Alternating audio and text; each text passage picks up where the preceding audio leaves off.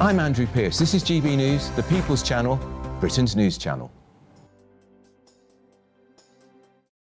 Good afternoon, Britain isn't just about us. The wonderful thing about this programme is it's about everyone watching. It's an interactive programme. Well, there absolutely is something to see here, and we're going to be talking about it more. Whether it's breaking royal news, Please bring us up to date. or indeed a particularly punchy speech in the House of Commons, Very, very curious. we bring it to you live, and then we bring you live reaction as well. That's Good Afternoon Britain, weekdays from midday. Only on GB News, the People's Channel, Britain's news channel. 5 hosts, 5 opinions, 5 fearless debates, 5 unfiltered takes on the day's news. 5 reasons not to be anywhere else on Saturday night. This is the Saturday 5. You got me. You got me good there. Britain's biggest Saturday night TV show. It's not a bad brand. Yeah. Uncensored. Very, very racy tonight. On the Unpredictable. What does she say? Can you translate it for us? And always entertaining. And how can a country go from being led by William Wallace to Saturday nights from 6 p.m. only on GB News, the People's Channel. Britain's news channel. You're going to want to stay tuned, trust me. Westminster, the ultimate clique. And you're fighting like rats in a sack. But here on the Camila Tominey Show, we ask the questions the establishment media is too scared to ask. OK, let me ask you a straight question, because I know you're a straight-talking politician. Whether it's net zero, illegal immigration or law and order, nothing is off limits. You had the power then. Yeah, as I And say, now you've lost it. That's the Camila Tominey Show, a politics show that's fearless. But no, let me finish my question if you don't mind, because it is my show. Sundays at 9:30, only on GB News, the People's Channel, Britain's news channel. Westminster's full of talk, but out here, it's the real world. Am I allowed to talk now? No, that's it. This is where it matters, real people and real lives. That's what politics is all about. In fact, has Trump made a good start? No. Straight answers, no spin, and just a couple of pints. How many fingers have I got up? About 10. So join me for Lionesses Real World every Friday at 7 p.m. only on GB News. The People's Channel, Britain's news channel.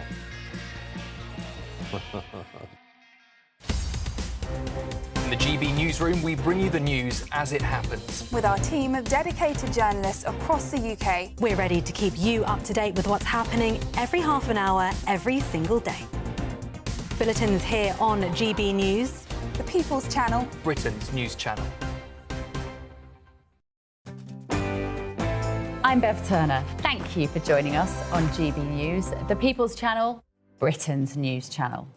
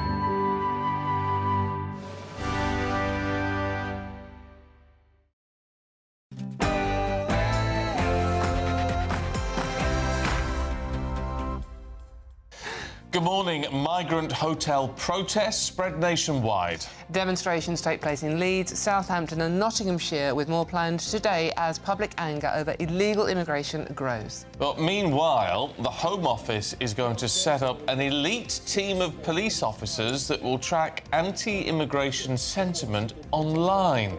Would that help prevent a summer of unrest? It comes as the Home Secretary announces new laws that will prosecute migrants who dangerously overcrowd small boats and put women and children at risk. President of the European Commission, Ursula von der Leyen, will meet President Trump today as he tells Europe to get your act together on immigration. And the head of the NHS warns patients to brace themselves for 6 months of snowballing industrial action as relations between ministers and doctors sour. The Online Safety Act comes into effect, but is it too late? Children, apparently as young as 8, have been accessing pornography, with shocking new figures revealing a tidal wave of young addicts are seeking rehab. And schools raise the alarm over the growing number of students turning to social media influencers for exam guidance. We're asking, have we lost faith in the education system? Good morning. We are not the underdogs. That's the view of England boss Serena Wiegmann as the Lionesses face their Euro final showdown with Spain in Basel tonight. We'll have build-up throughout the morning. And the Lions have left it late, but Hugo Keenan's dramatic try clinched a series win against Australia in Melbourne. Join me later for your full weather forecast to find out the details of whether you could see any rain or showers today. It's just gone 6 o'clock. I'm Stephen Dixon. And I'm Dawn Newsroom, and this is GB News Breakfast.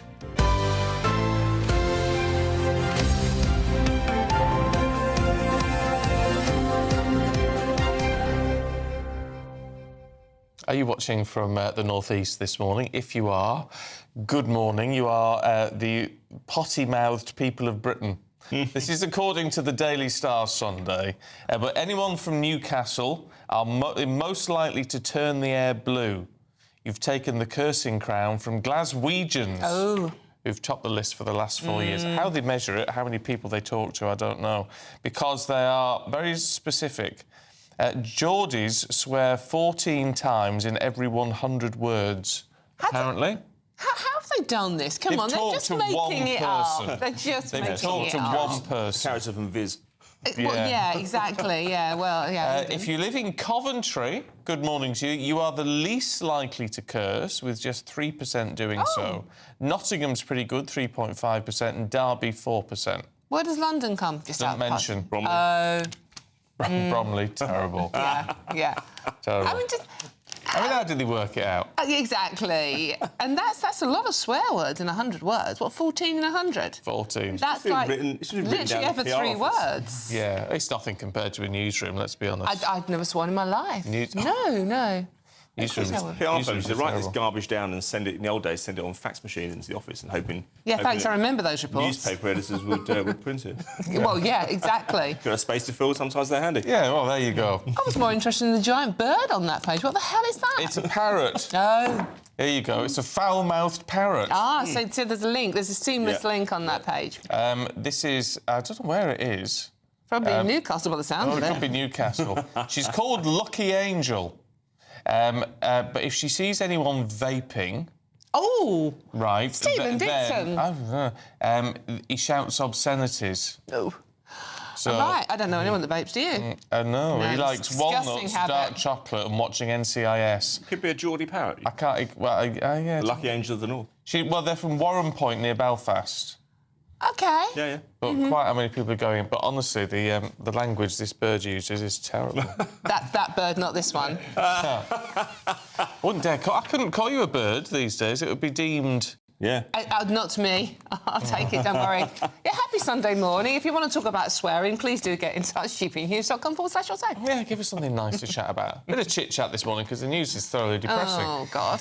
Further protests have erupted across the country. Anger over illegal migration continues to spill. More protests planned today, actually. Yeah, the unrest follows a record-breaking 24,000 channel crossings so far this year, with over 32,000 migrants being housed in hotels. Well, here you go. What do we want to do about it? Well, the Home Office has responded. You'll be pleased to know. They've launched a new elite police unit which will monitor anti-migrant sentiment online. Stop. The Home Secretary, Yvette Cooper, will also use new laws to prosecute migrants who dangerously overcrowd small boats, putting the lives of women and children at risk.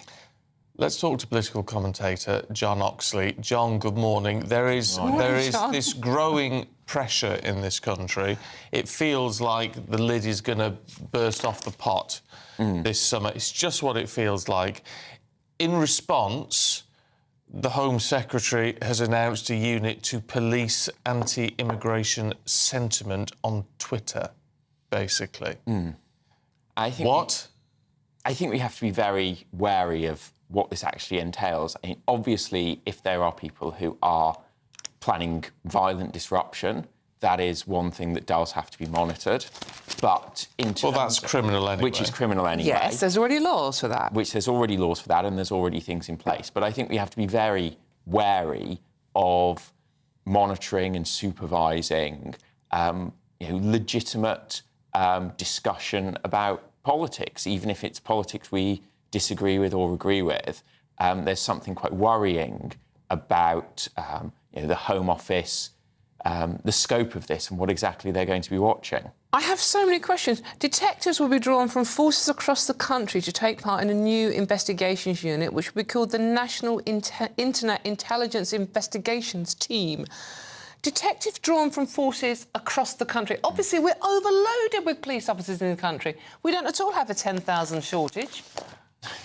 That's exactly, another part of the issue. This is drawing resources away from elsewhere in the system, from looking at other serious crimes, whether that's sort of physical crimes, robberies, or the fraud epidemic, which is online. And the one rape every hour in London. Yeah. Just saying.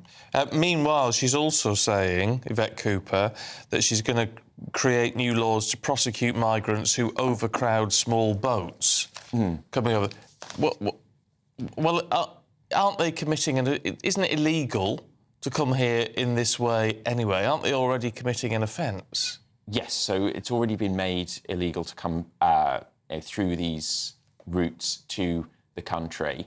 And ultimately, you can add these charges on, but it creates the same problems that these people have to be processed, they have to be prosecuted for these offences, presumably punished, and then deported at the end. And if that's not in place, then it is simply sort of adding criminal offences, but not really getting to the heart of the issue. So with all of this, there is all this concern in the country, legitimate concern, and the answer from the Home Office is to, add criminal charges to people who are already committing an offence, which will result in nothing, or look at policing people who are voicing an opinion online because they're concerned with the matter. There's nothing here which actually tackles the heart of any of this at all. No, and the big problem, one of the big problems we have in relation to the hotel accommodation is this huge backlog in terms of simply processing the asylum claims, deciding if these people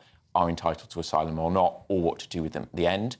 The government have been speeding that up a little bit, but there's still thousands of cases of people who are waiting for a decision on their asylum claim.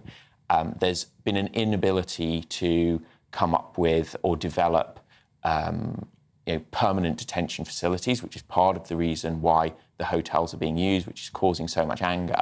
And ultimately, as we sort of point to, the biggest problem is the flow of boats across the Channel is not stopping. In fact, it's increasing. And that's the other thing with this, John. Neither of these two announcements are going to deter people coming here in the small boats. And that is the bottom line. If you stop people coming here in the small boats, we wouldn't have to have any of this. That's correct. And that is the thing that the previous government failed to do. This government is struggling to do. Particularly this year, it appears the weather has been very favourable for people coming across the Channel, which is why you're seeing the numbers rise even further. The partnership with the French police is helping a little bit, but again, there are just so many people coming to the coast and attempting these crossings that they are getting through. What worries me about this more than anything, actually, is the fact, as soon as we heard the news this morning, you'd look at it and you go, what on earth is going on here? People on your side getting in touch in their droves this morning saying a similar thing. It gives us a sense, doesn't it, that, certainly the Home Office, if not the entire Cabinet here, are living in this weird bubble where they announce these things without having any clue as to how this is going to go down. Because this is going to do nothing but make the matter worse. Yes. The idea that you're saying in the case of all this concern, what we're going to do is further police the people of Britain so that they don't say nasty things online. Yeah. You're exactly right. And I think what the Home Office should be doing, what would be right to be doing, as we were saying earlier, is looking at some of the criminal elements in this.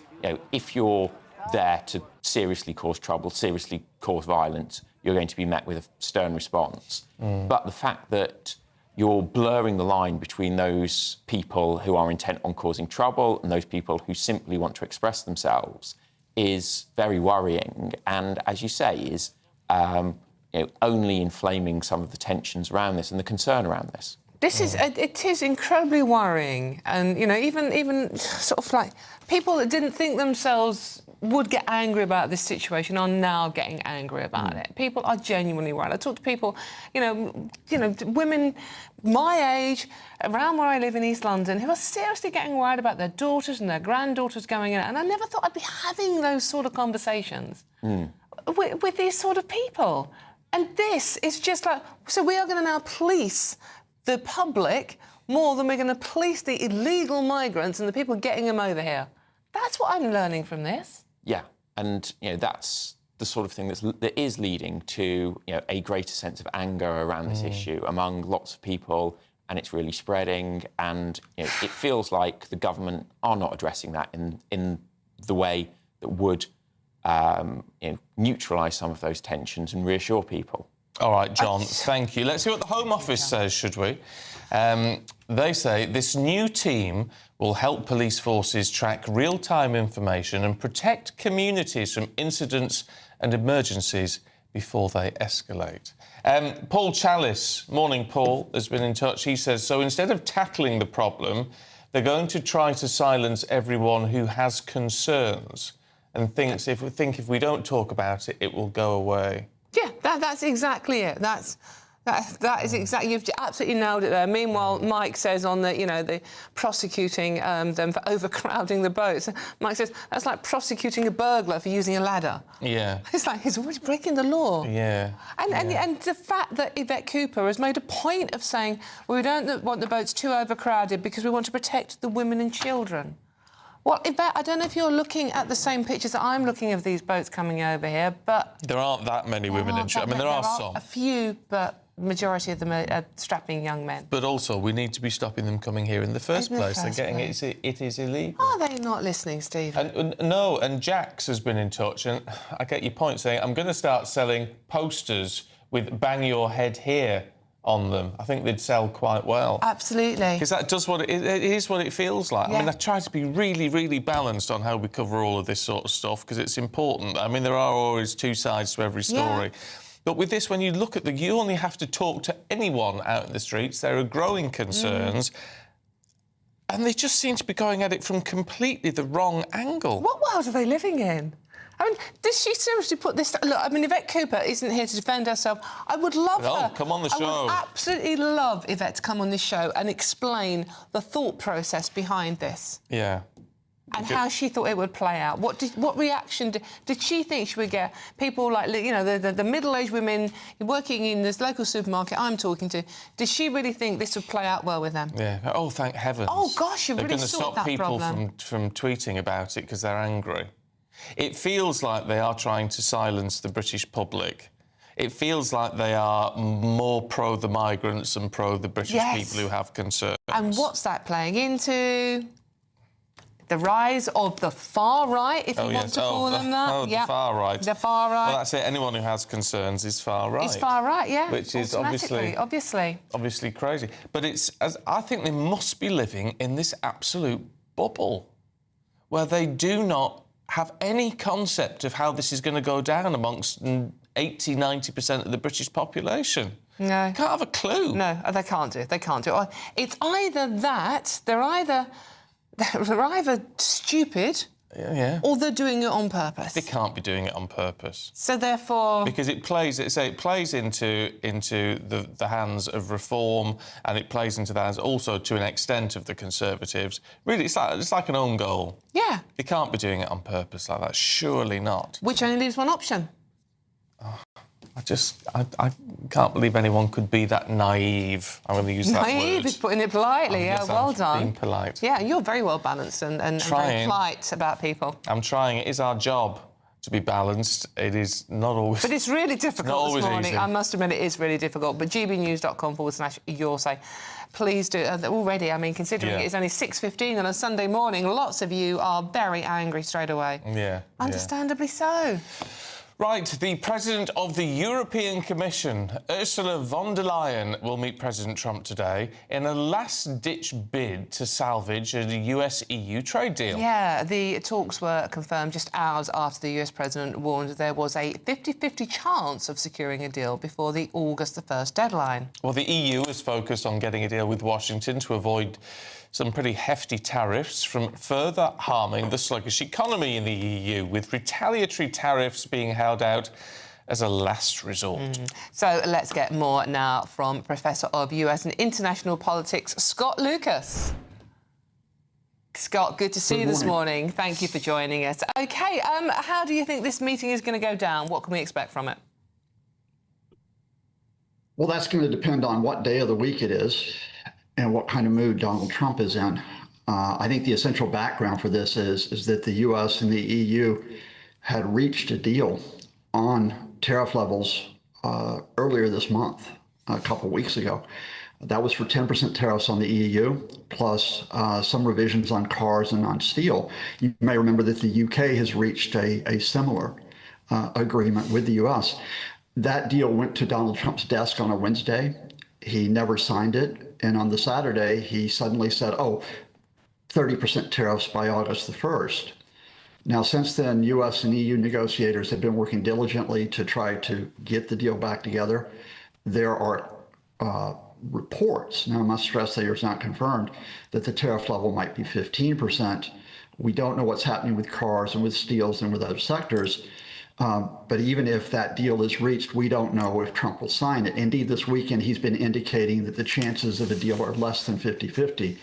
And then yesterday, he complicated things by speaking, and I must say this with respect to the facts, absolute nonsense about immigration, and about his other topic was windmills, using that as a reason not to necessarily sign the deal.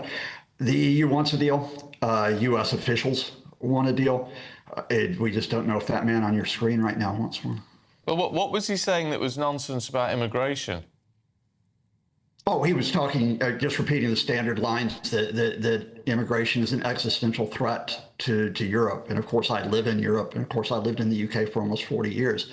I just listened to 10 minutes of commentary on immigration on your channel, a lot of which was misinformation. I could talk to you right now about what the real figure is regarding channel crossings compared to 2022. Indeed, channel crossings are down 15% compared to 2022. I can talk to you about the number of asylum seekers in hotels. But they're up 50% on last year.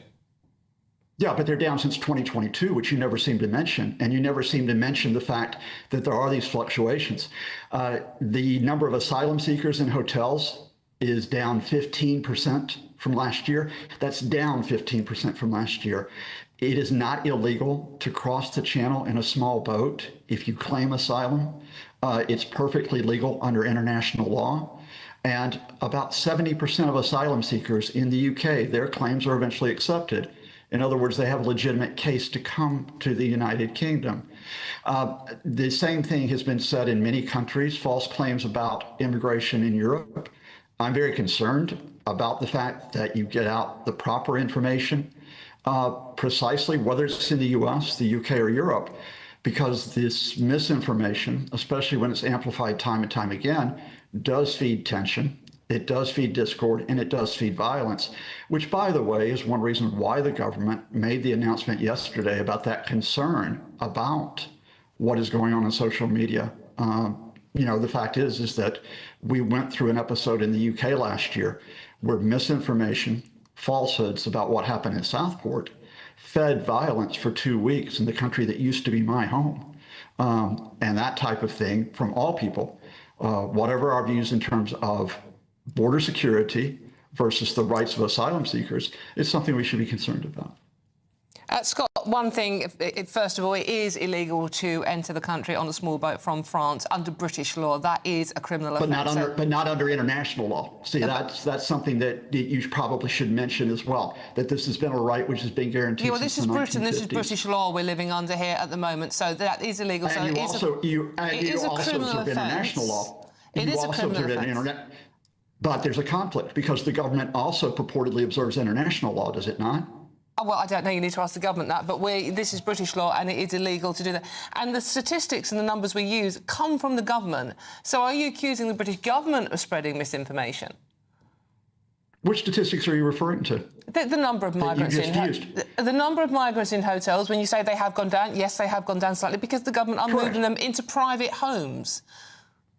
No, the government are using a different variety of tactics for handling them. Part of the reason why the number of asylum seekers has gone down in the UK is because it's become much more difficult to claim asylum in the UK.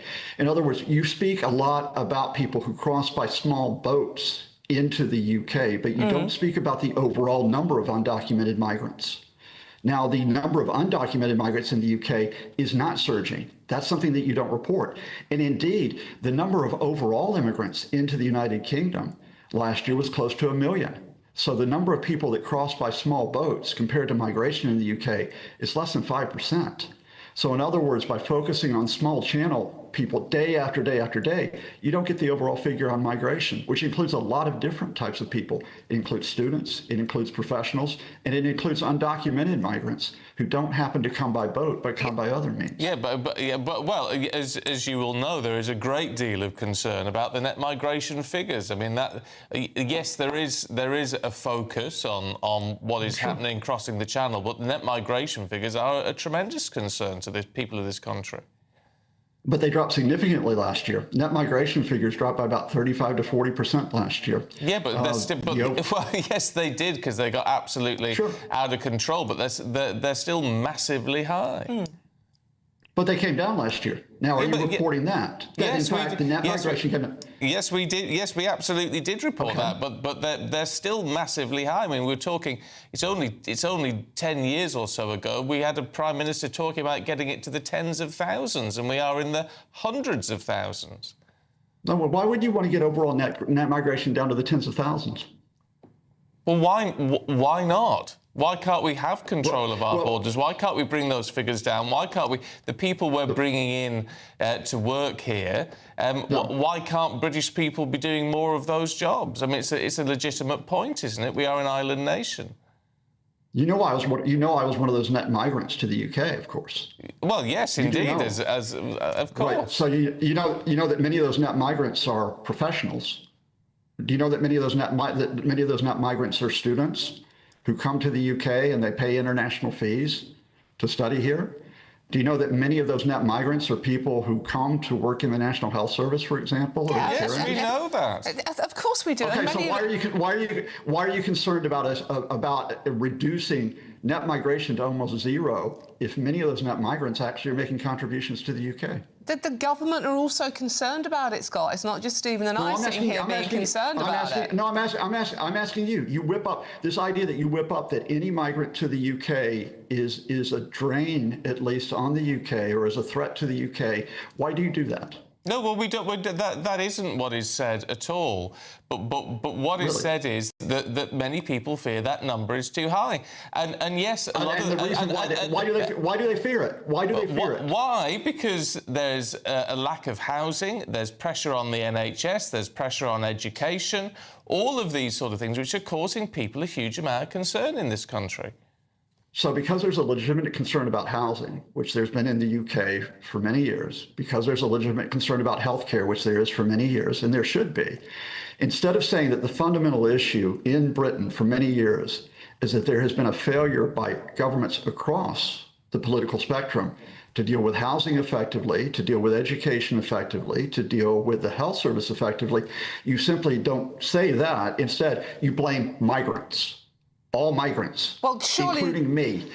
You blame me for that. No. Surely the solution, Scott, to the housing situation and the NHS waiting list situation is not to have more people here of any type.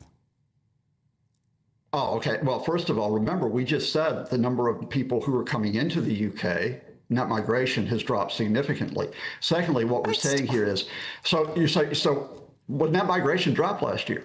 Now, Yeah, so but you it's- so what oh, you're well, saying, I'm not going so what around you're in saying, circles. No. no, All right, well, actually, we're going around with facts. But let's repeat one thing. What you're saying here is that you want to stop all people from coming here, including those. And what indeed, you're saying, let me Scott, give- is that more people in the country would really help with the lack of housing and the overcrowded NHS system. Let me give you something last week that happened in part. Well, just briefly, Scott, just briefly. There was a breakthrough last week because we got a UK-India trade agreement. You noted that. You covered it on GB News. Yeah. The reason why that agreement was held up for, in fact, more than a year, in fact, 2 years, was because there were unsubstantiated claims about Indian migrants who are going to swamp the country. Now, finally, you got a government in power that dealt with that misinformation, and now you have a UK-India trade deal with Indians coming to the UK to work, which is going to benefit both sides. Yeah, and that's the benefit of Brexit, wasn't it? Well, anyway, let's not start that argument. Let's not start that argument because we are out of time. But Scott, it's good to see you. Thank you, you Scott. very much indeed. Well, that was nice and lively. Thank you, Scott. That was lively for a Sunday morning. This is, you know, the home of free speech. And he's entitled to that view. You may agree with him. Let us know what you think. gbnews.com/yoursay. Yeah. Heated debate from Heated, fingers crossed. Where that here's Jonathan Baltry with all the details.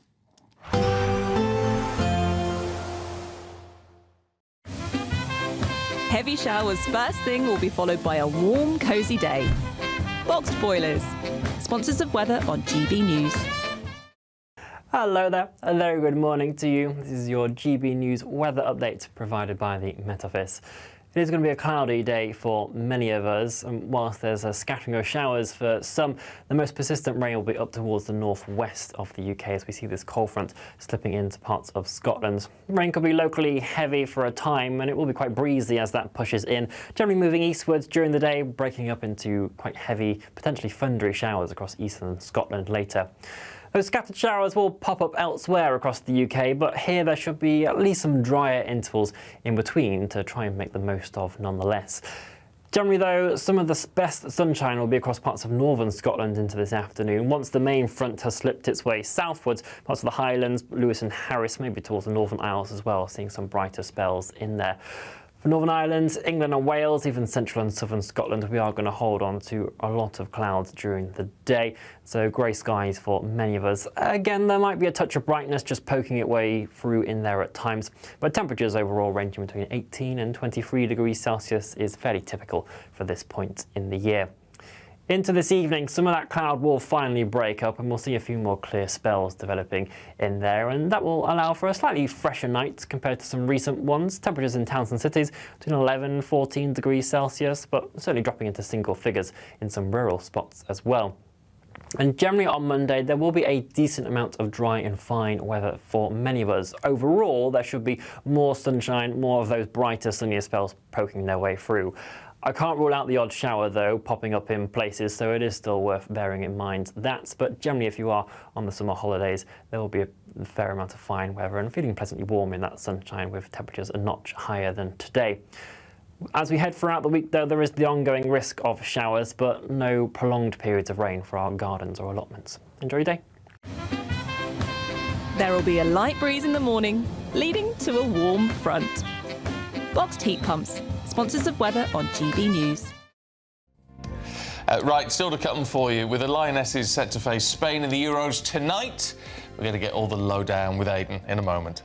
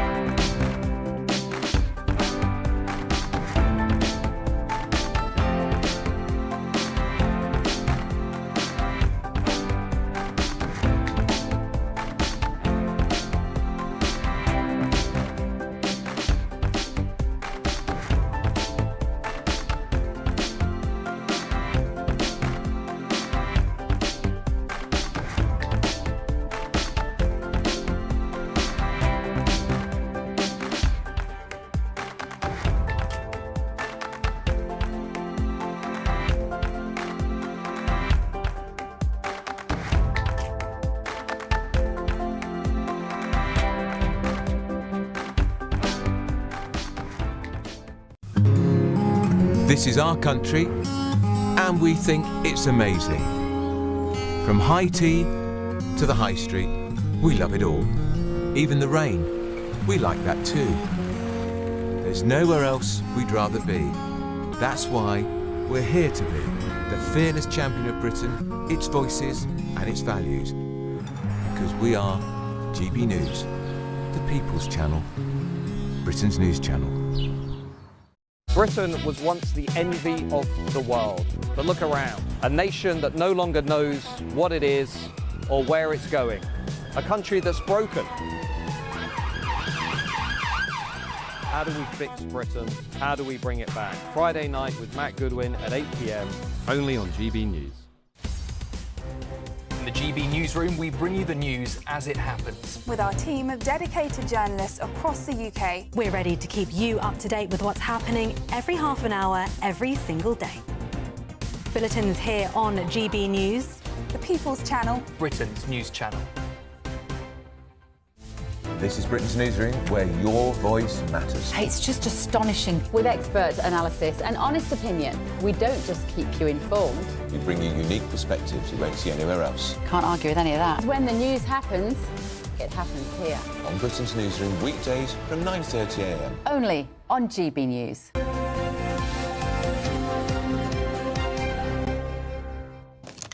I've lost all my stuff. Hello, welcome back to GB Breakfast with Stephen and Dawn.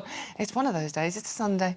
Lots of you getting in touch about the interview discussion we've just had with Scott there and linking it to the story Stephen was doing first thing this morning about swearing. Lots of you are swearing. Yes, lots of you now, not just the Geordies. All right, Aidan. We'll be keeping it clean. Good morning. Without doubt. Well, I hope the Lionesses will be doing likewise today. It could be a clean sweep of Euro victories for them tonight, having won it 3 years ago, actually, wasn't it, in 2022? Yes. But even bigger than that for Sarina Wiegman. She's chasing a third, having won it with Holland back in 2019. So, yeah, it's in Basel. Full house expected. Lauren James is going to be in. That's good news for England because she's one of the top players. And I think you'll still see Michelle Agyemang off the bench along with Chloe Kelly. And look, we've got Spain tonight. That's the only issue because Spain are the number one side in the world. 38 goals in the last 10 matches. They beat England quite comfortably in the World Cup final just 2 years ago. And there was all the controversy afterwards with Rubiales, etc. If Spain win tonight, they'll hopefully do it without any of that cloud hanging over them. And I think it's God, you had almost forgotten about that, the kissing thing. No, it did cast a shadow over the achievement. It must be said. But you know, England just seemed to have the knack of getting things done. They started very slowly out of the blocks against France. They were defeated and they were well beaten actually, despite that late Kira Walsh goal. And then in the second game against Netherlands, they really pulled it round, winning by 4-0. They were absolutely outstanding in that game, and then they followed it up with a win over Wales. Then into the quarterfinals, it was Sweden. They had that penalty shootout that went on into the early hours of the morning, it seemed, and they got the job done. And they were up against Italy as well. They took that one to extra time, but still managed to get it done late on. I'm just not sure whether just getting it done round by round is going to be enough to win the tournament. Look, it rests on one match tonight, Dawn, doesn't it? It really does. But against a side of the class of Spain, it's going to be different tonight. There's no question about that. But the thing is, Aidan, so many times that these competitions are won by sides just getting it done. Yep. Not necessarily the best side, they haven't played the best, but they've just got it done, and you still win. But if you come up against a really elite side in the final, I think that might be different. But I'm just hoping it's... there's enough class in the England side to get the job done again. There is. In fact, there's enough class to win well. But against Spain, it's just going to be a little bit different because they are by far the outstanding side. I mean, the bookies gave them a 25% chance of winning the tournament before, and that's quite high. Yeah. If you consider everyone in it, they were the pre-tournament favourites. They are the world champions, don't forget. Yeah. So look, at the very least, it will make a good contest. Let's hope. Hopefully, a big good game. That's all we can ask for. We can hear from Sarina Wiegman right now. Excellent. I think the women's game is, I say that all the time, improving so much, and it's so competitive, and every game is a hard game, and I'm just really glad that we made it through, and I hope we had done it a little bit earlier, but it's also when you are in some scenarios or some situations, you hope you can turn it around with some subs, with a little shape change. But also the most important thing is that the players believe that we can win and we can take change the game, and that's what we've shown. So she believes that England can get the job done tonight. She also doesn't believe that they're the underdogs this evening, which is interesting because most of the bookies do make us underdogs this evening. I like her. She's got belief. Yes, yeah. Go for it, girls. Got belief. All right, Ada, we've got to leave it there. Plenty more to come later. Yeah, Yes. brilliant stuff. In the meantime, Oh, yes, of course. got to remind you, £54,321 could be yours. Lines close on Friday. Here's how you enter. It's the final week to see how you could win big.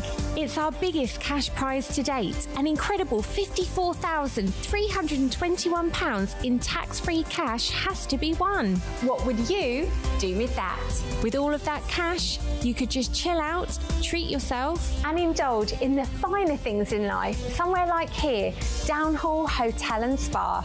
You really could win the cash giveaway of the summer. Lines close at 4 p.m. this Friday, so make sure you don't miss out. For another chance to win, text cash to 63225. One entry costs £2.50 plus one standard network rate message. Or text bonus to 63225. 5 entries cost £5 plus one standard network rate message. Go to gbnews.com/win. Entries start at £2.50. Call 0903 686 3232. Calls cost £2.50 plus your network access charge. Or post your name and number to GB14 PO Box 8690 Derby DE1 9TT. UK only. Entrance must be 18 or over. Lines close at 4 p.m. on the 1st of August. Please check the closing time if listening or watching on demand. Good luck. Good luck indeed. Now, it's my favourite time of the day, and I think we all need it on Sunday morning. It's the Daily Reflection, and this morning it's with Brenda. The GB News Daily Reflection. Hi, I'm Brenda from St Francis Anglican Church in Ingleby Barwick. Have you ever had someone say something so hurtful to you that it stayed with you? It might be something said at school, that you're rubbish at a certain subject.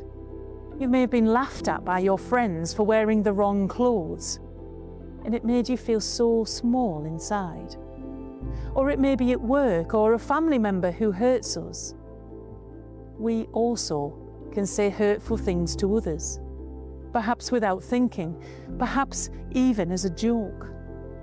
But we never know how deep those words might cut a person or how long they stay with them.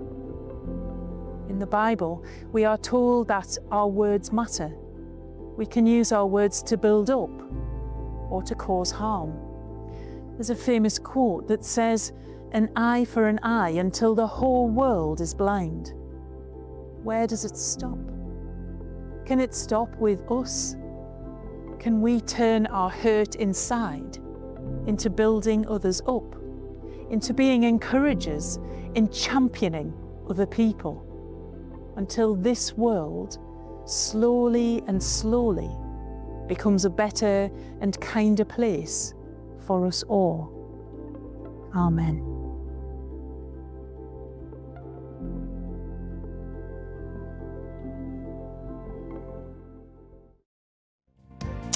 Very nice. Right, still to come, we're going to take you through the papers with Alex Dyke and Anna Miholova.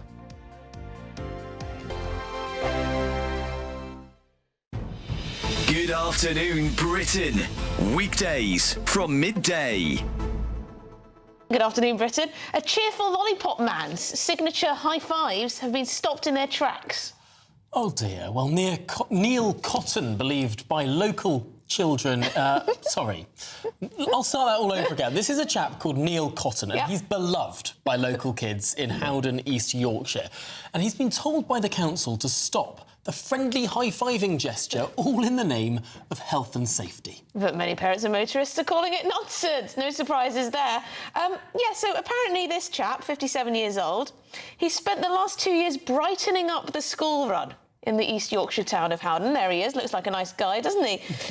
He has a cheerful attitude. He has his signature high fives. The children love it, the parents love it, he loves it. But no, the council says, get on with your job and stop the high fives. This is the one area of employment where the council's trying to chivvy people on and get them to work harder rather than less hard. But I mean, what have we done in this country where we've sort of abandoned our sense of whimsy? I think whimsy. adding a sense of whimsy to all jobs, I think, is a fundamental productivity measure. Actually, I think if you're enjoying what you're doing, you're going to be doing it better. People are going to go into school or away from school with a smile on their face. What a joyful thing in a town in Yorkshire. I mean, amazing, brilliant. And yet, no, of course, the clipboards have to come out, and the dour library monitor style individuals. I bet they're all library monitors at school. They've just got to tell people that they can't have fun. Yeah, so the children have to be shooied along. They can't be distracted by such frivolities as a high five. GB News, the People's Channel. 5 hosts, 5 opinions, 5 fearless debates, 5 unfiltered takes on the day's news. 5 reasons not to be anywhere else on Saturday night. This is the Saturday 5. You got me.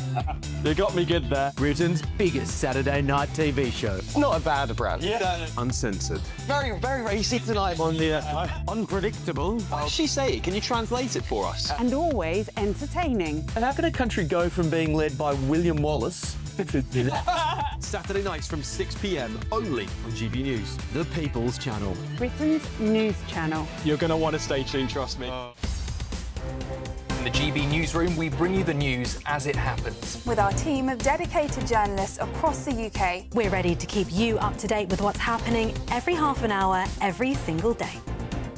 Bulletins here on GB News, the People's Channel, Britain's news channel.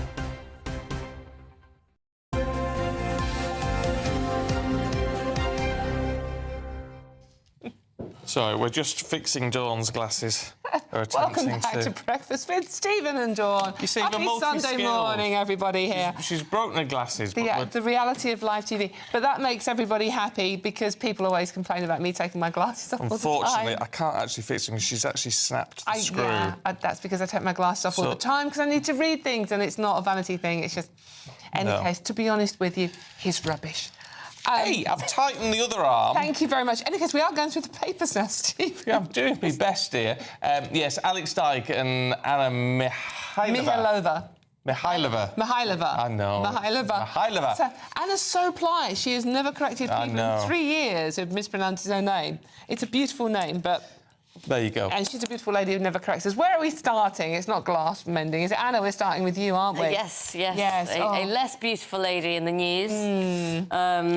Inside, mostly. So Ghislaine Maxwell is splashing my paper, The Mail, on Sunday, and my colleague Caroline Graham has been told by someone with knowledge of that explosive meeting where Ghislaine Maxwell finally has been grilled about 100 people that were associated with Jeffrey Epstein. It's the first time she's ever been asked about the other people, the other men. And she was asked specifically about Prince Andrew, Caroline's been told. So that's not going to be something that Prince Andrew's going to want to wake up to this morning. Obviously, he does not want this back in the news. I think a lot of people do not want this back in the news. But Ghislaine Maxwell has been quizzed about this. There's also a very interesting detail about those conversations, that interview, and the discussions going on in the States about whether or not she should actually be moved from the prison that she's in because of the security concerns around her. And even speculation about whether or not Donald Trump could even pardon her as a result of all this. Well, which would be...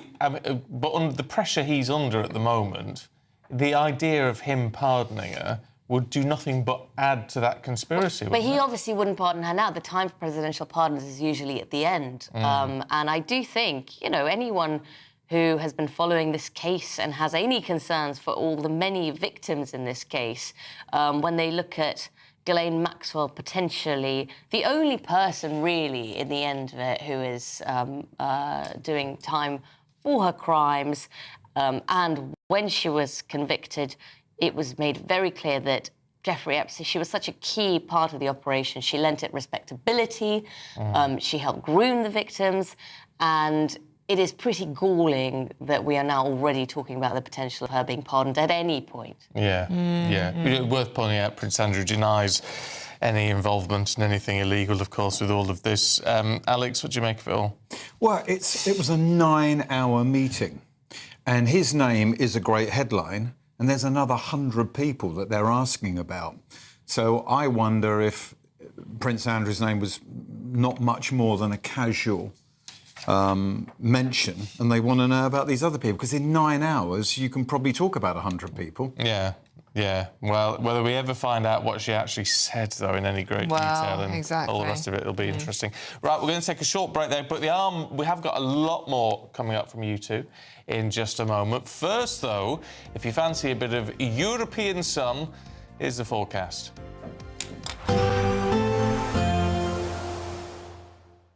Ready to soak up that holiday sunshine? Won't we need some cover? No worries. All sorted. All Clear Travel Insurance sponsors GB News Travel Destinations Forecast.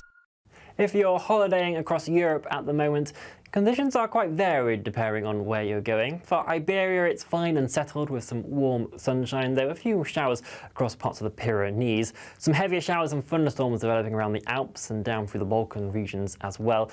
The heat wave that we've had across the eastern Mediterranean recently is beginning to ease, and so it's a touch fresher for Greece now, but parts of Turkey could hold on to the heat until later on next week.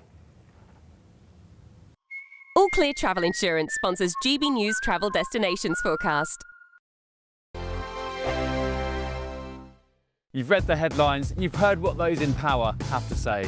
How about now we actually get to the truth? They would pay attention. We go beyond the political theatre and tell you what's really going on behind the scenes. For a massive council tax hike, one of the biggest in the UK. Others follow their lines, but we go off script. You sound like a broken record, you say it week after week. Cutting through the narratives and giving you unique perspectives. That's Ben Leo tonight, Saturdays and Sundays from 9 p.m. on GB News, Britain's news channel. At GB News, we love to hear from you, our loyal community. So drop us a line at gbnews.com/yoursay. There you can talk to each other and also to the presenters live on air. gbnews.com/yoursay, because GB News is your channel, Britain's news channel. Hi, I'm Michelle Dewberry, and my show is your opportunity to cut through all the noise and dive in headfirst to some robust debates. Ideas clash. Situation, isn't it? Because the failure is... You're deliberately avoiding my point. Nothing's held back. And if you think this is the end of it, wait for more. And we do not shy away from the difficult stuff. Sometimes I want to shake people and say, if only you understood. So join me on Jubes & Co weeknights at 6 p.m, only on GB News, Britain's news channel. Join me, Nana Okoye, for an informative, interactive news programme with a difference. It's fun. No, he didn't say that, though.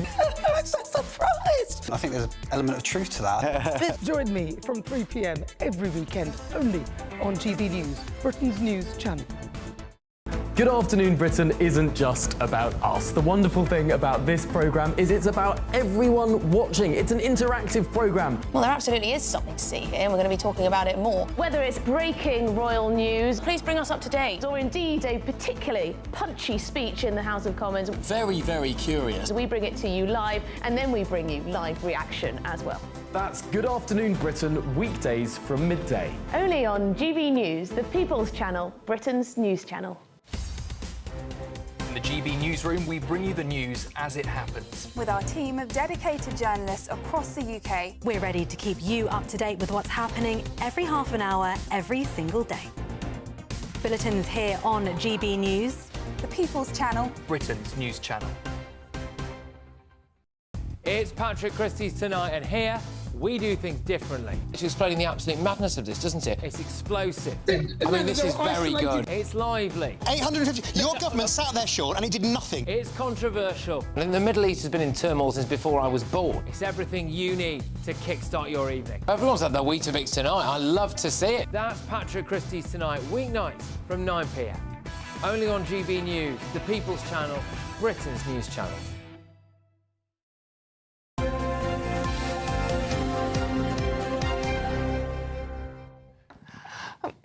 Hello Hello, welcome back. Sorry, I'm just thrilled I got my glasses mended. They are stuck together with sellotape. My dad's helped me. Is that, yeah. But is anyway, Anna Mihailova and Alex Dyke taking us through the papers. Alex, the Mail on Sunday says, thank heavens. Phew. The Netflix deal is back on for Harry and Meghan. Yeah, who would have thought it? So the Duchess of Sussex is locked in negotiations for a second contract with Netflix. Oh, is this on the cookery show thing? Well, you know Love Meghan? How to put flowers on salad. Yeah, Love Meghan. We all laughed, didn't we? We watched it because it was so bad we had to watch it. Well, actually, 5 million of us watched it. Oh. 5 million. It's your fault then, Alex. I didn't watch it. Yeah, well, I did because I just was drawn to it like a moth to a flame. I thought, how bad is this going to get? Anyway, if you get 5 million, if you're in the top third of Netflix, you get another deal. Interestingly, do you remember Polo, Harry's programme Polo? I can tell you that got under 500,000. Right. I don't know exactly how many got, but I have got a figure here. In the Netflix chart, it came in at number 3,436. Right. So I think we can call that a flop. But Meghan will be back, apparently, with a new deal next year with Netflix. Well, it's our own fault, then. And this is presumably separate to the second season she's already got as part of the first deal. Well, so this be his third season, then, so the first 5-year deal, she was paid £73 million. But this new series was actually filmed at the same time as the first series. How much money do they want? How much money do they want? How are they funding their lifestyle? Well, they've got an inheritance, obviously, you know, from the Queen. But, I mean, they are burning through it a fair bit, aren't they, Anna? I mean, they've got the house to keep, I mean... Well, and the big expense, as Prince Harry keeps reminding everyone, is security. Yeah. So it's the security element that costs so much. Talking of security, in the Sunday Telegraph, Anna, I mean, there's concerns about protests bubbling over right across the country when it comes to migrant hotels, and, you know, people are entitled to protest. It needs to be done peacefully, as we keep saying. However, the Home Office is dealing with this. A new elite police force is being set up to make sure we don't tweet anything nasty. Exactly.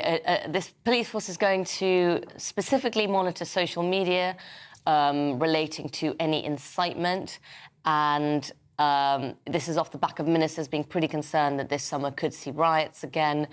And the team has an excellent name. It's the National Internet Intelligence Investigations Team, which sounds extremely serious.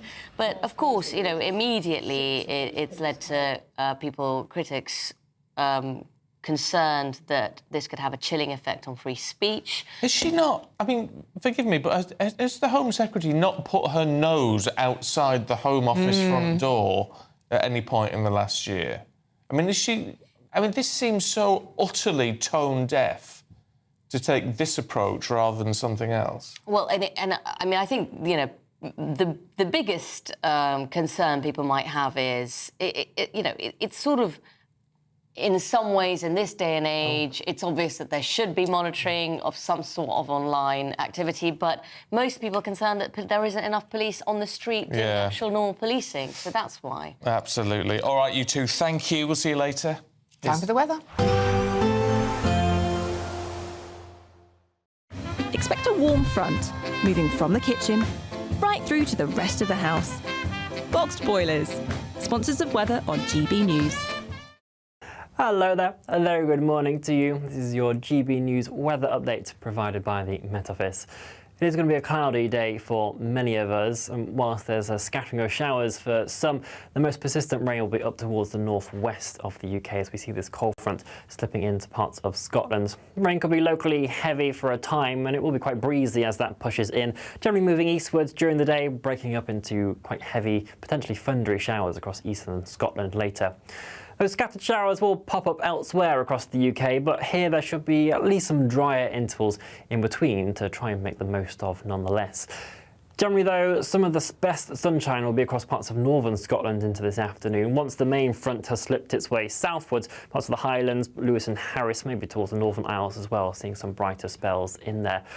For Northern Ireland, England and Wales, even central and southern Scotland, we are going to hold on to a lot of clouds during the day. So grey skies for many of us. Again, there might be a touch of brightness just poking its way through in there at times, but temperatures overall ranging between 18 and 23 degrees Celsius is fairly typical for this point in the year. Into this evening, some of that cloud will finally break up and we'll see a few more clear spells developing in there, and that will allow for a slightly fresher night compared to some recent ones. Temperatures in towns and cities between 11 and 14 degrees Celsius, but certainly dropping into single figures in some rural spots as well. And generally on Monday, there will be a decent amount of dry and fine weather for many of us. Overall, there should be more sunshine, more of those brighter, sunnier spells poking their way through. I can't rule out the odd shower, though, popping up in places, so it is still worth bearing in mind that. But generally, if you are on the summer holidays, there will be a fair amount of fine weather and feeling pleasantly warm in that sunshine with temperatures a notch higher than today. As we head throughout the week, though, there is the ongoing risk of showers, but no prolonged periods of rain for our gardens or allotments. Enjoy your day. A positive outlook through the night will power through to a bright day ahead. Boxed Home Battery Storage, sponsors of weather on GB News. It's the final week to see how you can win big, as there's an incredible £54,321 in tax-free cash to be won. What would you spend it on? The holiday of a lifetime? Or just sit back, relax and remove some of those day-to-day financial stresses? Lines close on the 1st of August, so make sure you don't miss out. For another chance to win, text cash to 63225. One entry costs £2.50 plus one standard network rate message, or text bonus to 63225. 5 entries cost £5 plus one standard network rate message. Go to gbnews.com/win. Entries start at £2.50. Call 0903 686 3232. Calls cost £2.50 plus your network access charge. Or post your name and number to GB14 PO Box 8690 Derby DE1 9TT. UK only. Entrance must be 18 or over. Lines close at 4 p.m. on the 1st of August. Please check the closing time if listening or watching on demand. Good luck. From the school run to the home run, watch a new show for all of Britain. So he can say whatever he wants. A straight talking show where all voices are heard. And, you know, when are we going to stop talking about smashing the gangs and actually do it? With the stories that matter from every part of our country. There's a bit of a crash landing there for your Chancellor. Bold, fearless and standing up for you. That's me, Martin Daubney, 3 p.m. till 6 p.m, weekdays, here only on GB News. The People's Channel, Britain's news channel. Westminster's full of talk, but out here, it's the real world. Am I allowed to talk now? No, that's it. This is where it matters, real people and real lives. That's what politics is all about. In fact, has Trump made a good start? No. Straight answers, no spin, and just a couple of pints. How many fingers have I ever got up? About 10. So join me for Lionesses Real World every Friday at 7 p.m, only on GB News. The People's Channel, Britain's news channel. At GB News, we love to hear from you, our loyal community. So drop us a line at gbnews.com/yoursay. There you can talk to each other and also to the presenters live on air. gbnews.com/yoursay, because GB News is your channel, Britain's news channel. Join me, Nana Akweer, for an informative, interactive news programme with a difference. It's fun. No, you didn't say that, though. I'm so surprised. I think there's an element of truth to that. Join me from 3 p.m. every weekend, only on GB News, Britain's news channel. In the GB Newsroom, we bring you the news as it happens. With our team of dedicated journalists across the UK, we're ready to keep you up to date with what's happening every half an hour, every single day. Bulletins here on GB News. The People's Channel, Britain's news channel.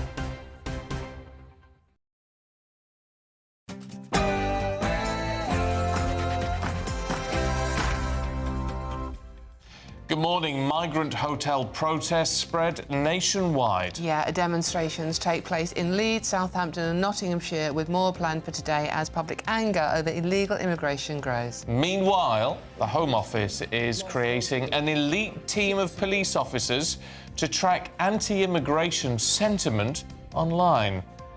It comes as the Home Secretary announces new laws that would prosecute migrants who dangerously overcrowd small boats, putting women and children at risk. President of the European Commission, Ursula von der Leyen, will meet Donald Trump today as he tells Europe to get your act together on immigration. The head of the NHS warns patients to brace themselves for 6 months of snowballing industrial action as relations between ministers and doctors sour. The Online Safety Act comes into effect, but is it going to do enough? Because apparently children as young as 8 have been accessing pornography, with shocking new figures revealing a tidal wave of young addicts are seeking rehab. And schools raise the alarm over the growing number of students turning to social media influencers for exam guidance. We're asking, have we lost faith in the education system? We're not the underdogs. That's the view of England boss Serena Wiegmann as the Lionesses face the Euro final showdown with Spain in Basel tonight. We'll have build-up throughout the morning. And the Lions left it late, but Hugo Keenan's dramatic try clinched a series win against Australia in Melbourne. Join me later for your full weather forecast to find out the details of whether you could see any rain or showers today. It's just gone 7 o'clock. I'm Stephen Dixon. And I'm Dawn Neeson, and this is GB News Breakfast.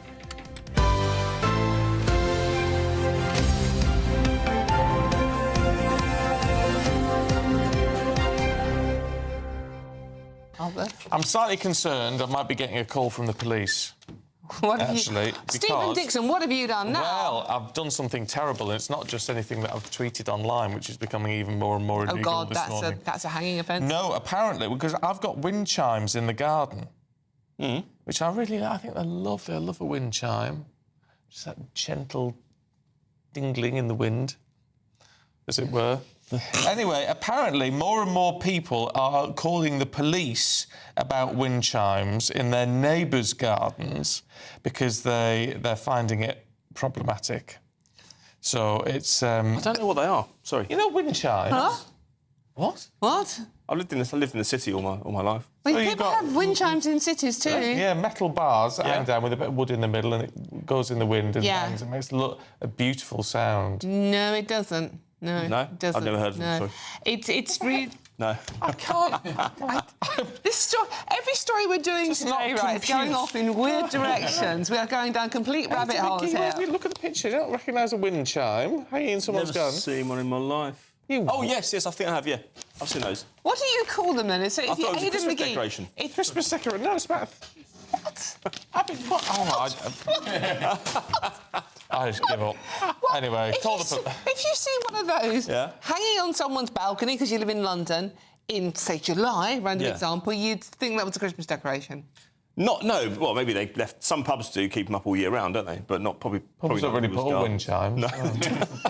I've never seen one. Look, I've seen a lot of things. I've seen a lot of things in my life. Never a wind chime. No. You've lived a very sheltered life. No, I disagree. I'm going to start crying. It's 3 minutes past 7 on Sunday morning. I'm already in tears. I've lost the will to live now. Dear Lord. Anyway, I'm not going to do any more nice, cheery stories at the top. I mean, what's the point? What's the point? Let's just crack on with the depressing stuff. So, more protests have erupted across the country as anger over illegal migration continues to spill onto the streets. There are more planned for today. Yeah, the unrest follows a record-breaking 24,000 Channel crossings so far this year, with over 32,000 migrants being housed in hotels. Well, in response to all of this, the Home Office has launched a new elite police unit which will monitor anti-migrant sentiment online. Yeah, the Home Secretary, Yvette Cooper, will also use new laws to prosecute migrants who dangerously overcrowd small boats, putting the lives of women and children at risk. Let's get the thoughts of political commentator John Oxley. John, good morning. I can't see how, for most people in this country, this is going to do anything more than fuel the frustration they have at what's going on. No, I think you're absolutely right. You know, we've been seeing these demonstrations build up over the last week or so. Now, absolutely, there are elements in there who are intent on violence, but that's already illegal. We already have systems in place to monitor those sort of groups and keep an eye on them. So it's quite unclear what this new approach is meant to do, apart from really give the signal that the government aren't prepared to really countenance any criticism or any protest when it comes to these decisions. And I think that's going to seem quite chilling for a lot of people watching this. What I can't find in this report, it's the front page of your Sunday Telegraph, by the way, is where the funding for this new elite team of police officers, which is going to be called the National Internet Intelligence Investigations Team, catchy, will come from. I mean, they're going to be drawn from existing police forces, I assume, which will mean they're depleted, and they're depleted already, as we know. But are they going to... Is this going to cost more, or I don't understand how it's going to work. That's something that isn't quite clear in these plans, is where these officers are coming from. Is it a rejigging of things that we're already doing? Because, absolutely the police do monitor for various groups online. Is it going to be part of that policing that already exists? Is it a new focus? Or is it bringing in resources that could be aimed and are being aimed at present at other types of crime? But this is the problem. These things are already against the law. Yeah. I mean, hate crime online is against the law. We know. We have seen that. So I don't understand what this is about. And wouldn't they be better... Well, I was just going to say, it's very Big Brother. That's how it feels. Yes, and without clarity as to what these police units are doing, what they're actually looking for, people are only going to assume it's looking at legitimate things people are saying, legitimate protests and concerns, rather than focusing on whether it's far-right disruption or other people who hijack other protests and make them violent or not. Meanwhile, she's going to use new laws to prosecute migrants, excuse me, who dangerously overcrowd small boats, despite the fact that everyone who arrives on our shores has breached the law of illegal arrival. But only 1% of those who've entered illegally have been charged since Labour came to power. So, I mean, it's like adding more criminality to something which isn't ever going to be followed through in the courts. Again, this is a recurring problem that we have with governments of all stripes, is this idea that passing a new law and whacking a new criminal offence on something makes it stop, when it doesn't. And what we're seeing is the laws as they are not being enforced. And even if this law is to be enforced, what does it actually mean? Well, when these people arrive, they're charged with something, they're prosecuted, they're potentially sent to prison. That doesn't resolve the issue of what is happening at the end of these sentences. Are we able to deport these people? Are there countries for them to go to? And are we following through everything we can do to carry out the deportations that the law seems to require? Camila Cooper is also pushing for the French police to start targeting the boats at the moment when the smugglers bring them to shore. I mean, but that would be the most obvious thing to do, and that's what we've supposedly paid the French £750 million to do. Doesn't seem to have worked. The issue is, it's a very long coastline and it's very quick for these boats. You see at the moment now what they're doing is loading them onto the top of cars and driving the cars onto the beach and moving very quickly.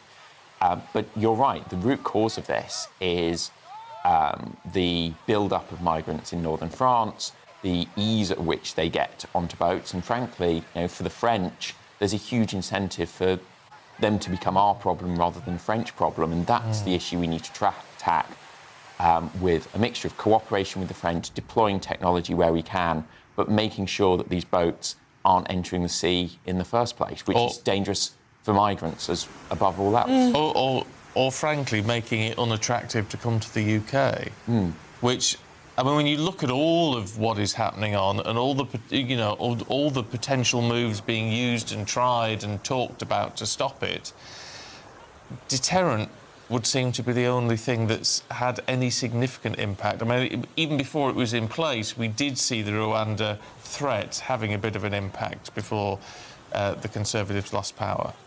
I mean, that's in some ways arguable. Migration was down last year, but a lot of that was to do with weather conditions coming across the Channel. I think a big part of the problem with deterrent, though, is a lot of these people are still confident that if they come across, they can disappear into the system. And also, there's a lot of, as well as the facts on the ground, there's a lot of myths that circulate on these migrant routes about how easy and rich you become, how easy it is and how rich you can become in Britain. And what we see is a lot of them get here and find it is actually quite difficult, that they are living in poverty, that they are exploited. And that message isn't getting through. There's this sort of view that getting to Britain is the lottery, when, and often it's not, but they're acting as though it is, and that's what's motivating them to undertake, what are hugely dangerous journeys. I mean, I can't think what's more of a deterrent, really, than the fact you might drown falling off a boat in the Channel. I mean, I live in East London, and the latest hotel involved in the protest is supposedly the one in Canary Wharf, as we've talked about on the show previously. And it is a nice hotel in a nice area. And that is not a deterrent. I mean, it's like if you think you're going to get a room in a 4-star hotel in the financial district of the City of London, you're going to be thinking, that's not a deterrent, is it? No, it's not. But, a lot of the people, go missing from these hotels. A lot of them, that is a small chunk of the migrants. A lot of them disappear into the black economy and end up in quite awful situations. And, that's one of the reasons why, for the welfare of everyone concerned, we should be deterring this and stopping this, because for a lot of these migrants, it's a dangerous route in, and it doesn't lead to a comfortable life in Britain. It leads to insecure work, being exploited, modern slavery, and that's awful for them as well as the impact on the rest of the country. I'll tell you what's interesting in response to this. Talking to the Mail on Sunday, the Shadow Home Secretary Chris Philp said the only way we're going to stop the boats is to do what America is doing, which is interesting with Trump in Scotland at the moment. Deport every single illegal immigrant upon arrival, either to their home country or a third country, like Rwanda. But it's, we know this is what the Tories want. It's the fact that they're playing it back to America, where we're seeing a system that, if you like it or not, seems to be working. Well, we're seeing a system that is becoming quite authoritarian, has seen a lot of people who did have the right to be in America deported, put into quite awful situations. And, whether Britain, and also they're creating, a new government department with more spending than the US Marines. That's the sort of level of commitment you're going to do that. And, the broader question is, what consequences that will have for the rest of America, and whether they will be able to sustain that and its popularity. OK. John, for now, thank you very much indeed. Good to see you. Thank you. OK, on the issue of police officers monitoring social media content, a Home Office spokesman has said the new team will help police forces track real-time information and protect communities from incidents and emergencies before they escalate. Yeah. I mean, loads of you getting in touch on this morning. I can't read them all now. Because, I mean, and it's not... Sometimes you can be a bit critical when stuff is said that we can't read out. Actually, it's the frustration. It's absolute frustration in all of this, because it does feel like... And a lot of it is about perception, and the perception being we're being told to not voice concern, rather than the perception of trying to stop people actually coming to this country illegally, or to say, if you are already here and be in the process of being processed, you shouldn't behave in an illegal way whilst you are here. That seems to all take sort of less of a precedent than stopping people tweeting. It's the thought police rather than the police like. To go for criminals. I mean, I'd love to... we said in the last time, we'd love to get the Home Secretary on so she can explain it. Wouldn't it be lovely? Because at the moment, the perception is that it's putting them before everybody else. That's perception. So if she wants to come on and smash that perception, great. Well, come on like and do they're smashing the gang. Or somebody from her department. Yes, anyone. If Yvette's busy. I mean, frankly, anyone. Come and just explain it. Just to explain this, because this does not... I mean, we know it doesn't make sense to you, because I've honestly never seen the message board as busy as it is this morning. It really has annoyed you. It's the front page of your Sunday Telegraph if you want to get more information on this particular story. Police unit to monitor anger over migrants, not police unit to monitor migrants behaving illegally. Which, that's the headline I wanted to see. I just think they're in a bubble. What they talk about, the Westminster bubble, I think they're in it. I think they have no concept of what people are thinking up and down the country. They're not talking to people. I don't think they can be. Listening to people. They're not watching polls saying that, Nigel Farage and the Reform Party are storming ahead of every other political party, because they are saying the right thing. Yeah, they're saying what people want to hear. Now, they accuse them of that just being populism, of course, and perhaps it is. Perhaps it is. Perhaps they're saying things people want to hear, but they actually wouldn't be able to deliver on it in government. We don't know. No. Because they're not in government yet, but they're saying... they're saying enough to get themselves top of the polls at the moment by a long way. We know polls are polls, Steve, and we know that you know they don't really mean much in the great scheme of things. But you would have thought if you were in government at the moment, which is not a comfortable place to be, I should imagine, you would have thought you'd be taking a little bit of notice about what people are at least telling the pollsters, and they're not happy with what you're doing. But anyway, doesn't seem to matter at the moment. It's 1:15. Let's have a look at the President of the European Commission, Ursula von der Leyen. She's meeting President Trump today.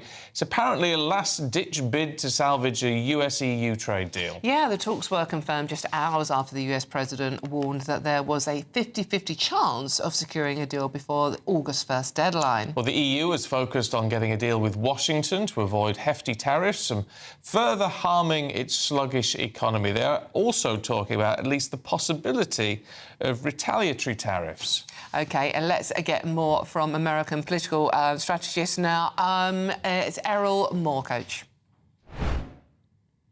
Errol, thank you very much for joining us this morning. How do you think this meeting is going to go?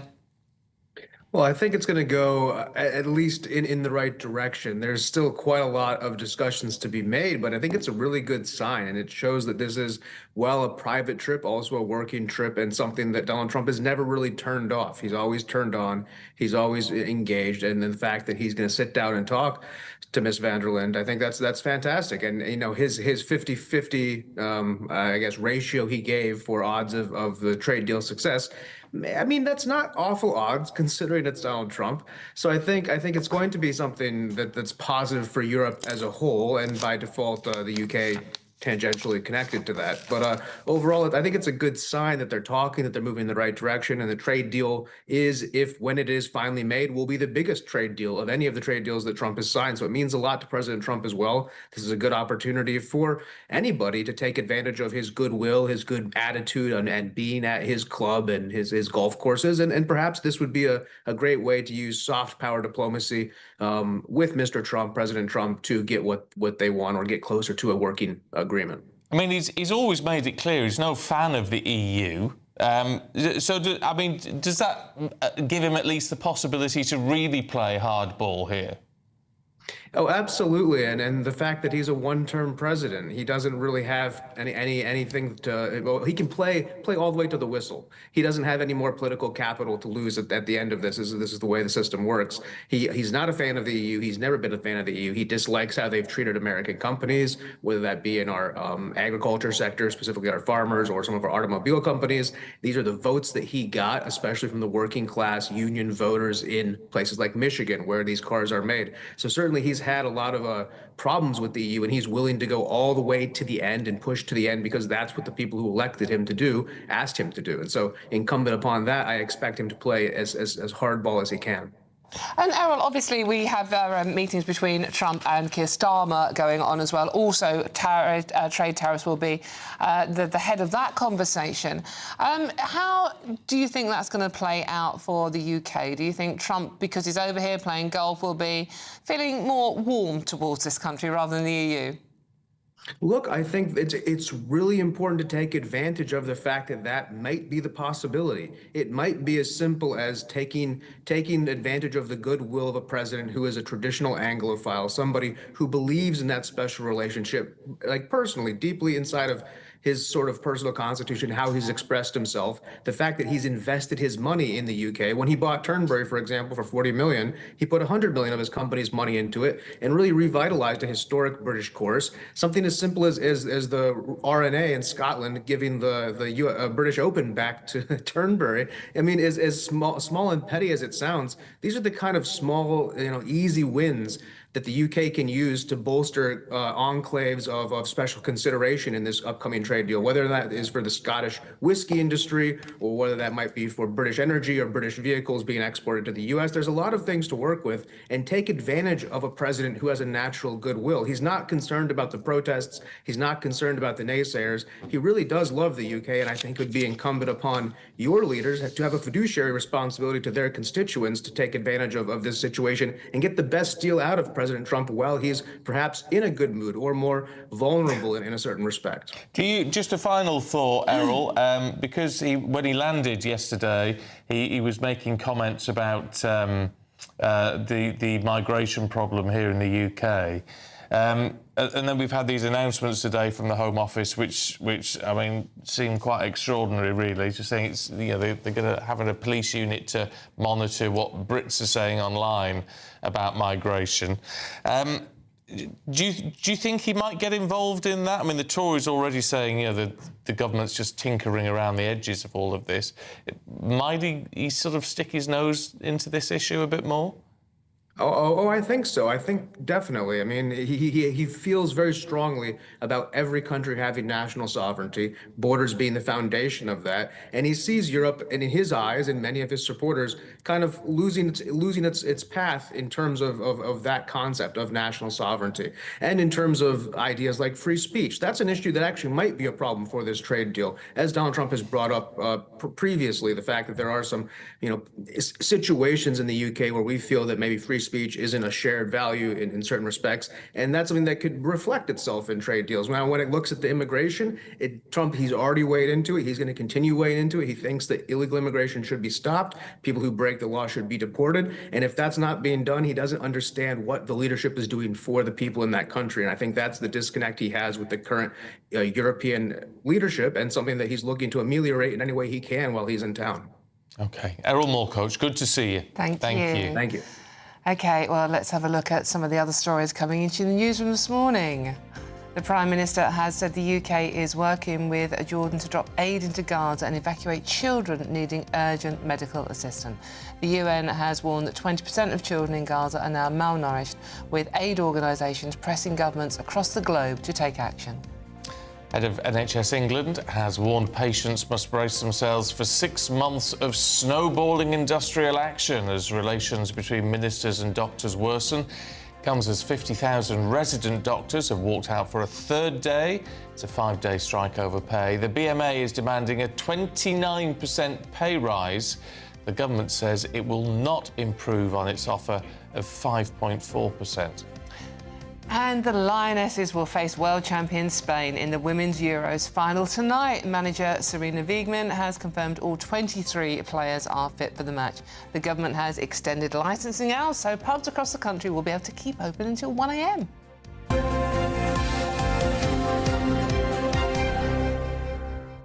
Right, 23 minutes past 7. Let's have a look at the weather with Jonathan.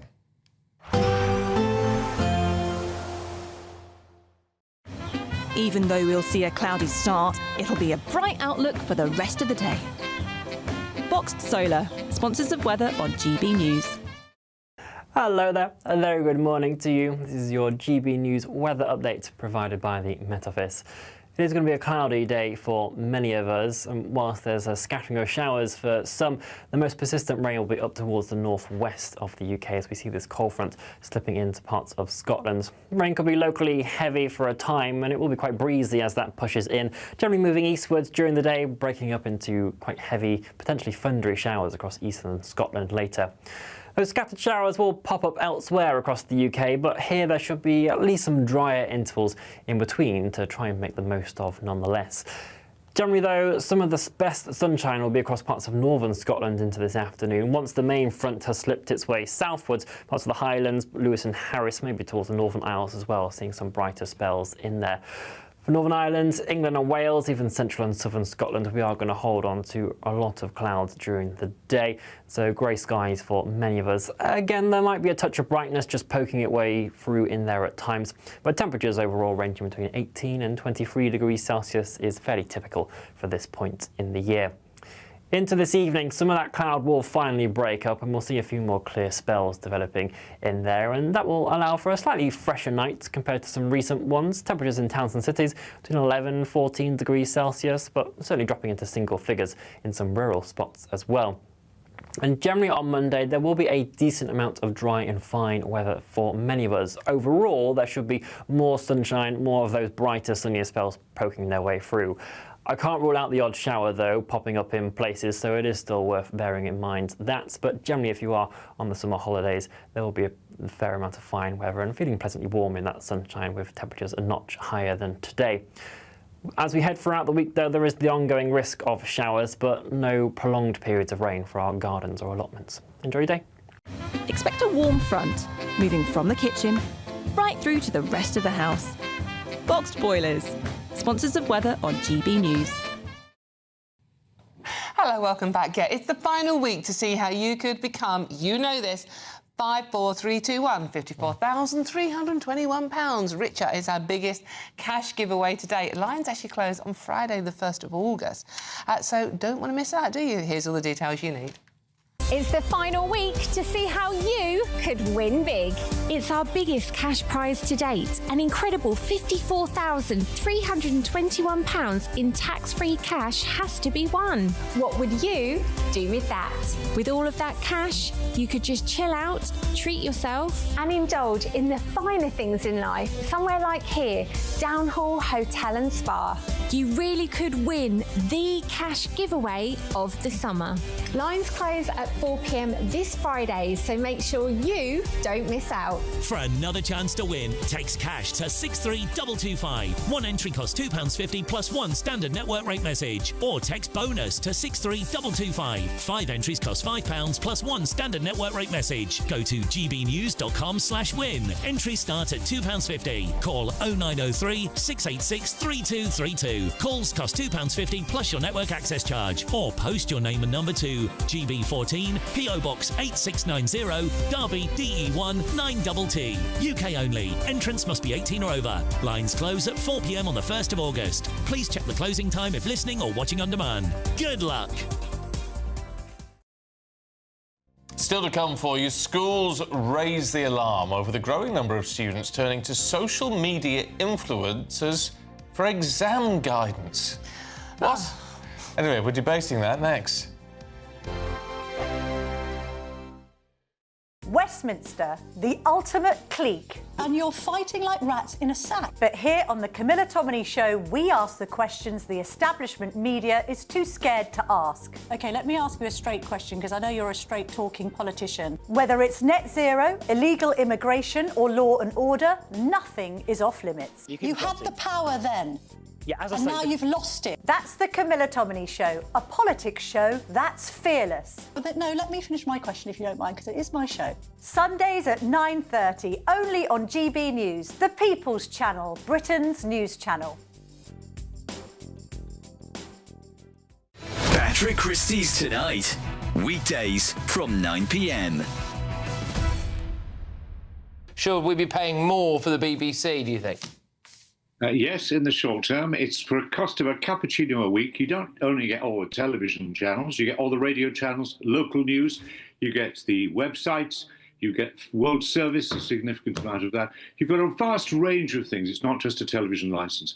And the BBC licence fee, in real terms, has gone down about 40% in 15 years. What I think we need is two things. One is an immediate increase, significant increase, so we stabilise the situation. Go on, how much, Roger? What's the fee?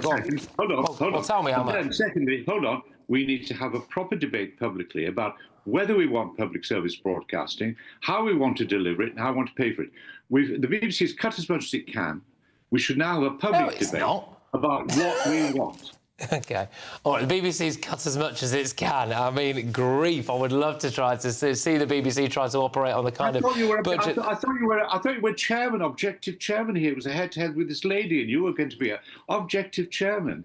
Yeah, well, you decided not to answer any of my questions. But anyway, June, I'll put this one to you. Well, what do you think about the money? Yes. June, what do you think about the money being paid for the BBC? Should we pay more? In 2020, you lost 80, let's have a look, 80,000. And then by 2023 to 24, that went up to 500,000 licence fees not being paid. That's because they don't want the product. A lot of the reason is the biased side of the news, which is why people watch GB News. The programme making, I can understand the creative part of it, but what you've got to look at from the public's point of view is they pay their licence whether they're using all those facilities or not. GB News, the People's Channel. This is Britain's Newsroom, where your voice matters. It's just astonishing. With expert analysis and honest opinion, we don't just keep you informed. We bring you unique perspectives you won't see anywhere else. Can't argue with any of that. When the news happens, it happens here. On Britain's Newsroom, weekdays from 9:30 a.m. Only on GB News.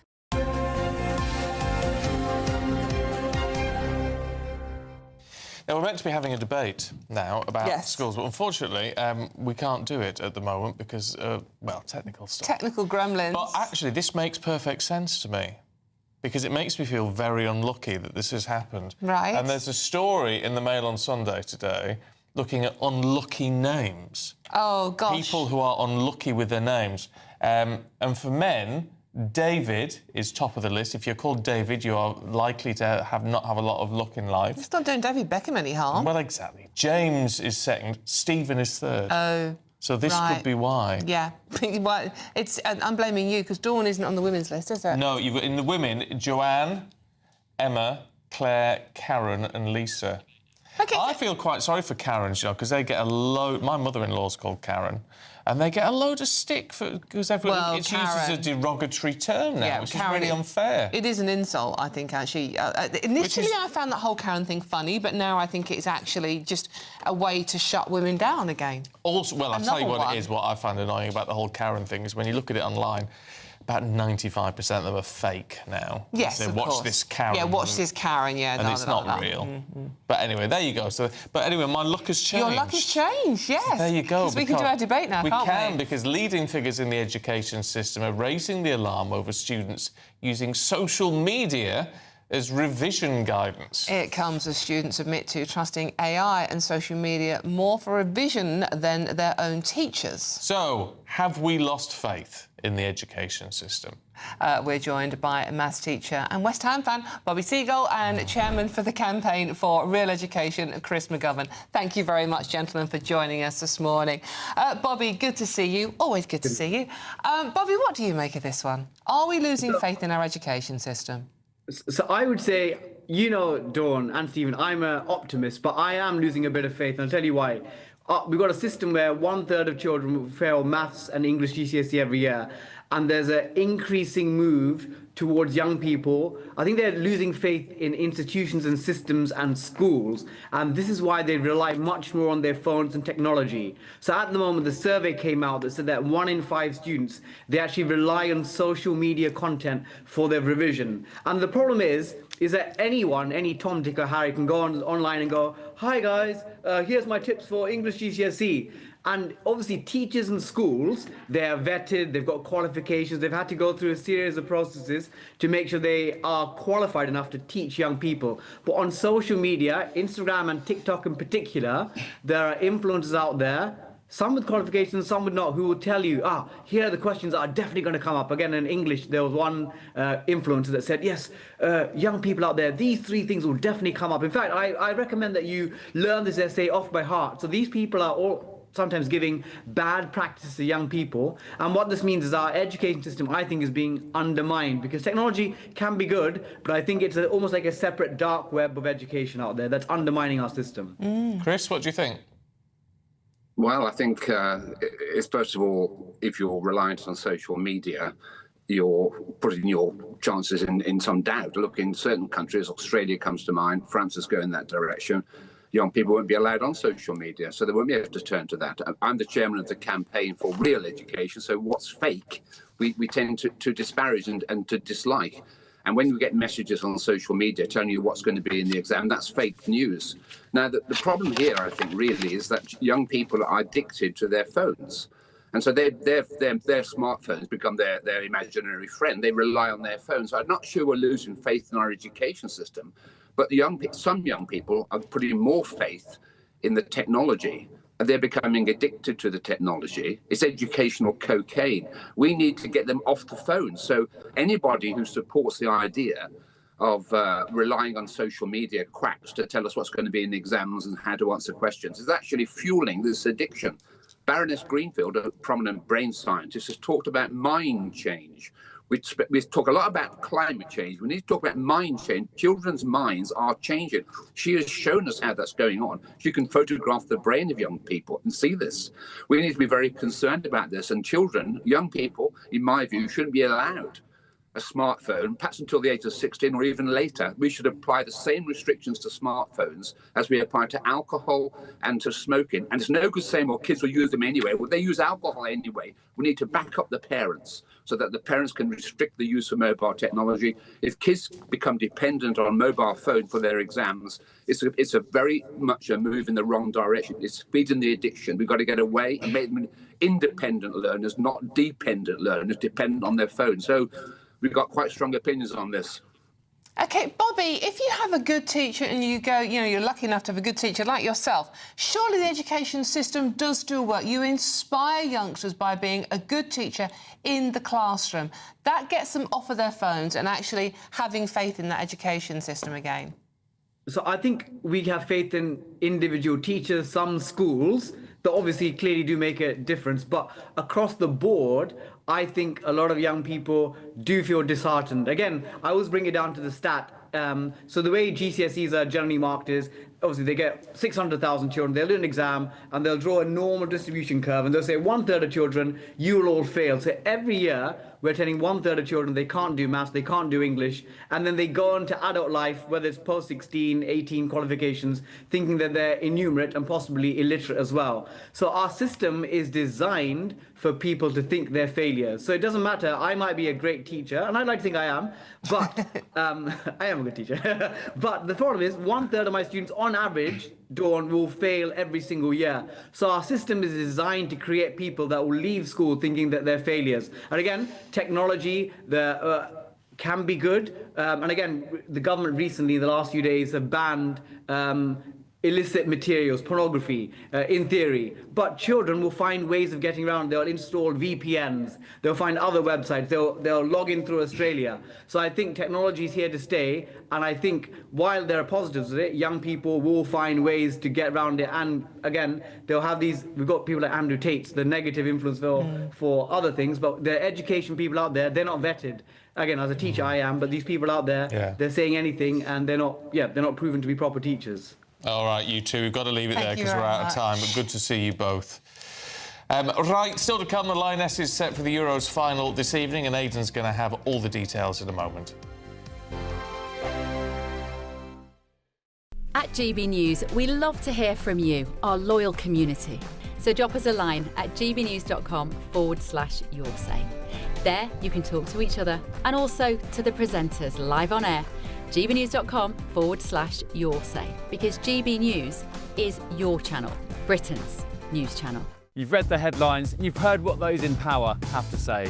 How about now we actually get to the truth? They would pay attention. We go beyond the political theatre and tell you what's really going on behind the scenes. For a massive council tax hike, one of the biggest in the UK. Others follow their lines, but we go off script. You sound like a broken record. You say that week after week. Cutting through the narratives and giving you unique perspectives. That's Ben Leo tonight, Saturdays and Sundays from 9 p.m. on GB News, Britain's news channel. Britain was once the envy of the world.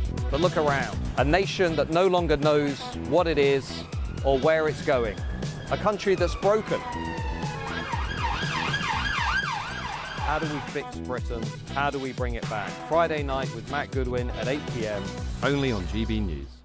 Good Afternoon Britain isn't just about us. The wonderful thing about this programme is it's about everyone watching. It's an interactive programme. Well, there absolutely is something to see here, and we're going to be talking about it more. Whether it's breaking royal news, please bring us up to date, or indeed a particularly punchy speech in the House of Commons. Very, very curious. We bring it to you live, and then we bring you live reaction as well. That's Good Afternoon Britain, weekdays from midday. Only on GB News, the People's Channel, Britain's news channel. In the GB Newsroom, we bring you the news as it happens. With our team of dedicated journalists across the UK, we're ready to keep you up to date with what's happening every half an hour, every single day. Bulletins here on GB News, the People's Channel, Britain's news channel. It's Patrick Christie's Tonight, and here we do things differently. It's explaining the absolute madness of this, doesn't it? It's explosive. I mean, this is very good. It's lively. 850. Your government sat there, Sean, and it did nothing. It's controversial. And the Middle East has been in turmoil since before I was born. It's everything you need to kickstart your evening. Everyone's had their Weetabix tonight. I love to see it. That's Patrick Christie's Tonight, weeknights from 9 p.m. only on GB News, the People's Channel, Britain's news channel. From the school run to the home run, watch a new show for all of Britain. He can say whatever he wants. A straight-talking show where all voices are heard. And, you know, when are we going to stop talking about smashing the gangs and actually do it? With the stories that matter from every part of our country. There's a bit of a crash landing there for your Chancellor. Bold, fearless and standing up for you. That's me, Martin Daubney, 3 p.m. till 6 p.m, weekdays, here only on GB News. The People's Channel, Britain's news channel.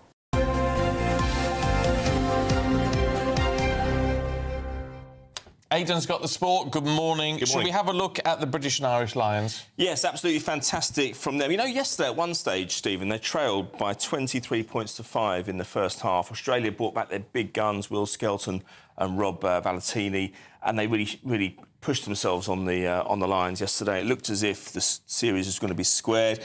Totally changed at half-time. Both those players were no longer on the pitch quite early in the second half because their influence was beginning to wane. And they pushed and pushed and pushed the Lions at the MCG in Melbourne. And really very late on, it was controversial, actually. Hugo Keenan went over the line for a try, and that gave them a 2-0 lead in the series, and that means they win the series overall. I did say last week and the week before that they go for a clean sweep. I thought they would do it.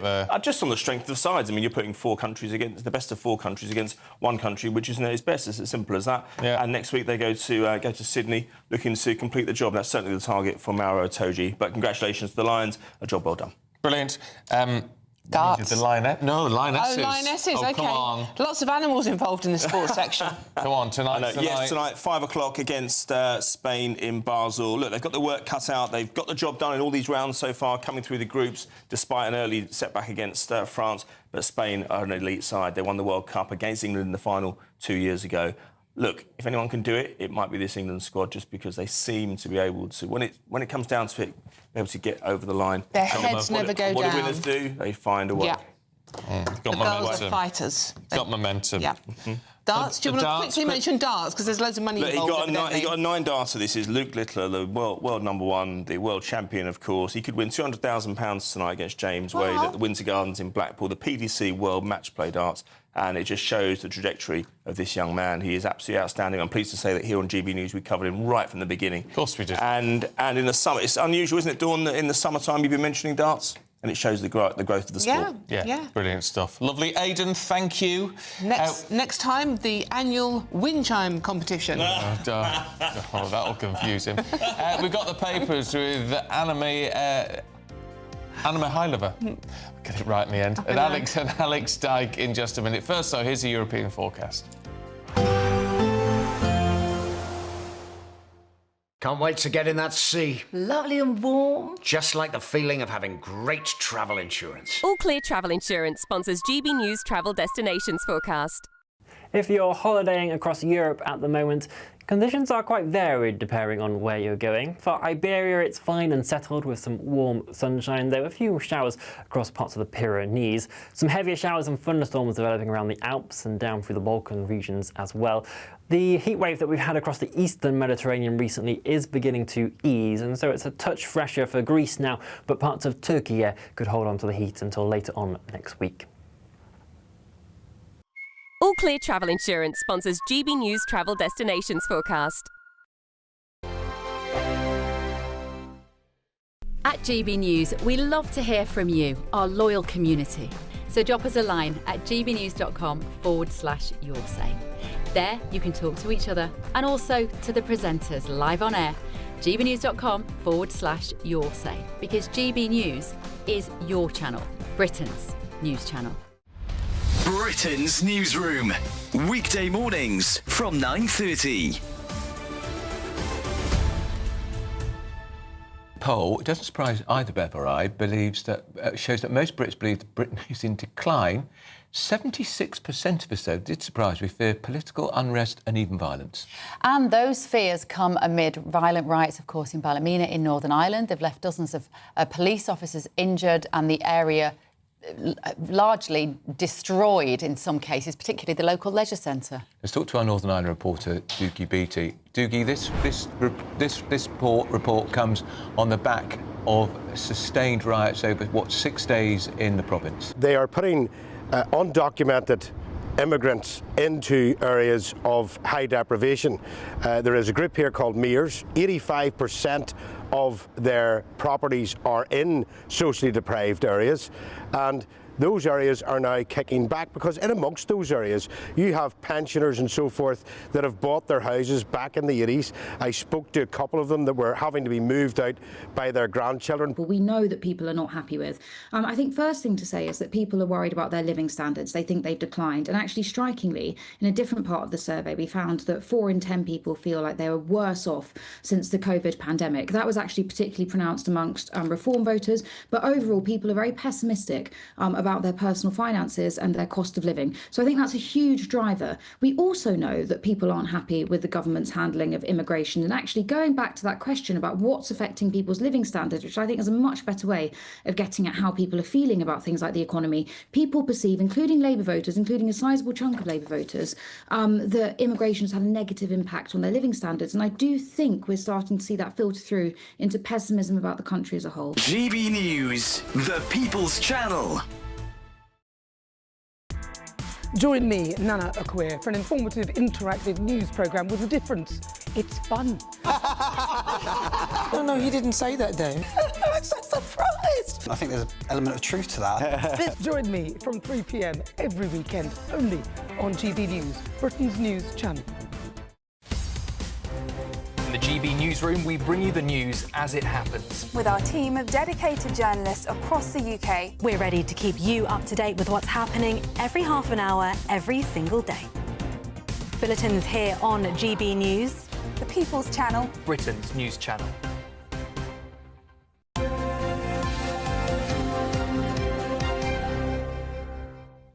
Hello, right, yes. Do you want me to do this bit? Yes, please. I just said hello before you could get in there. Yeah, it's Making the News now with Alex Dyke and Anna Mihailova. Oh, my God, Anna is so lovely. She's never told us how to pronounce her name properly, and now she has, and neither of us can get it right. Any case, we go through the papers. Should we start with the Mail on Sunday and Prince Harry making a significant peace offering, Alex? Yeah, well, let's hope so. All right, lovely. Let's move on then. Let's hope so, Stephen. Prince Harry, he's offered to share his official diary with the King's office to try and reduce the tensions so that he can meet his father. I mean, I know they're both busy, but this does sound a bit ridiculous when you think of this actually, these tensions started 5 years ago. Yeah. And this is a case of, I'm going to get my people to talk to your people to see if we can meet. But this might not even be this year. This might be next year. And, you know, the King is getting on. Well, at least he's doing something. Yeah. At least he's doing something. Well, the King's not 80 yet, is he? No, he's not. But, you know, time does fly by, and I just would like them to get, personally, it's nothing to do with me, but I'd like them to get together as soon as possible. When I first read this story, I completely misread it. I thought he meant share his diary as in Dear Diary every morning. Because obviously he's writing his sequel, isn't he? To his memoir. I thought that was the peace offering, that he was going to say, this is what I'm going to reveal, but no, it's Anna, that is a much bigger story. That is a much bigger story. We can't possibly. But anyway, that's the headline. Right, OK. Fair enough. Sunday Telegraph, Anna. We may be jetting Taliban fighters into the UK. Yes, so Sunday Telegraph saying that former Taliban fighters are now living in the UK because they were airlifted as part of the rescue operation from Afghanistan, partly because of the appalling data breach where names of Afghans who'd been helping the UK was disclosed. Now, this isn't hugely surprising because with all of these rescue efforts, whether it's Afghanistan or when we offer, asylum to other people that are in great danger, there is an acknowledgement that there will always be a couple of people who either come in on purpose because they want to settle here. Maybe they could be spies, they could be people trying to disrupt the country, but it's generally seen as something that is worth it to then protect everyone else. But of course, it's pretty worrying. It's pretty worrying. It's not great. Yeah. It's what everyone said straight away, though. We don't know who these people are coming over here. I mean, it's like, we have a duty to those that helped us, but We don't know who they are, basically, do we? I know. It's crazy, isn't it? You know, when you see those children on the strip that are starving, it makes us feel so helpless. The situation, the problem is so big, I don't know what we could ever do about it. No, quite. Alex in the Sunday Express, should we celebrate Sir Mick Jagger? 82 and celebrated in style? He keeps rocking. 82. He does look great for his age. He was partying until 4 a.m. But look who was at his party. His fiancée was there. Oh, I didn't know he had one. Yeah, she's a ballerina. His ex-wife, Jerry Hall, but not only that, his ex-girlfriend, who he was with, having an affair for 8 months when he was married to Jerry Hall. Oh. Ronnie Wood from the Stones was there. It was a great occasion, and they're all getting on famously. He's 82. I mean, it's astonishing. Yeah. 82 and still partying until 4 a.m. There's some videos online of his workout where he does this morning dance workout, and he moves better than any 20-year-old. I mean, it is really quite moves something. like Jagger. Oh, moves like Jagger. I see what you did there. Yeah. Sorry. But I mean, you know, his fiancée is a ballerina. I mean, yeah. so she's helping him with that. Keeping him supple. Keeping him very supple. And he's got a little boy with her. I think the little boy's 5 or 6 years old now, so running around after a nipper again. Oh, 82. I know. Yeah, but it keeps you young, Steve. Does it? Yeah. Oh, I think it's crackers, that. But, you know, all power to him. All power to him. And the man, I mean, you don't make him like that anymore. Talking of kids, Alex, this is your story as well. Today's kids are a real menace. Yeah, no, I like this story, but in the papers, in the Daily Star, there's a cartoon of Dennis the Menace in true Beano style. But it's just another survey, and it says, I've written some of them down here, gumming up appliances with porridge, kids drawing on walls, wallpaper, leaving taps running. There's nothing new in this. I mean, when my children were young, they used to stick toast in the video cassette recorder. The only reason that doesn't happen anymore is because we don't have any cassette recorder. Yeah, so there's nothing new in this story, but it's quite a fun story, and every parent in the summer holidays will be thinking, thank goodness it's not just our house. Anna, you've got little ones, haven't you? Yeah, but well, I mean, I think she's not. She definitely likes to draw on the walls, but she's not quite Dennis the Menace level. I mean, presuming none of these kids actually know who Dennis the Menace is, though. Right? No. The story has a big cartoon drawing of Dennis the Menace, and when I saw that, I thought, none of these children it's talking about even probably get the reference, right? No. What would the equivalent be for your little one? I mean, in the night garden? Someone naughty and Peppa Pig. Nobody's naughty anymore, though, are they? Are they not? Well, they're not allowed to watch that kind of stuff. Everyone's got to be woke. Peppa Pig isn't that woke, is he? Is she? I don't know. I've never seen it. Bluey, isn't one of them? Oh, Bluey, yeah. One of them in Bluey that's a little bit separate category of film you're talking about, isn't it? No. I've heard of Bluey. But it's that doesn't surprise me either. You lose track of it all. I remember when my niece and nephew were very little and my brother said, watch In the Night Garden. Get it up, watch In the Night Garden. It's the weirdest. It's like everyone's on drugs who's ever made this show. And it's the weirdest thing. Yeah. But hey, my generation was the Clangers and the Magic Roundabout. I mean, they were seriously, genuinely put together in the 60s by people definitely on drugs. Yeah. I mean, the Soup Dragon. Anybody? What was that about? No idea. No. It's all very... Yeah, I used to like them. Mind you, the Teletubbies, they were a bit dubious at times. Oh, no, pure innocence, Teletubbies. Tinky... What was the one Tinky with the... Winky. Yeah, Lala. Dipsy. I mean, come on. You're going to get it all in our head. Don't do this. No. Yeah, you've got to start singing that song, haven't you? All I can hear now is Toya Wilcox. Anyway. Right, you two, we'll see you a little bit later on. Thank you very much indeed. Thank you. Yeah, so let us know about your favourite childhood stories, but here's the weather first.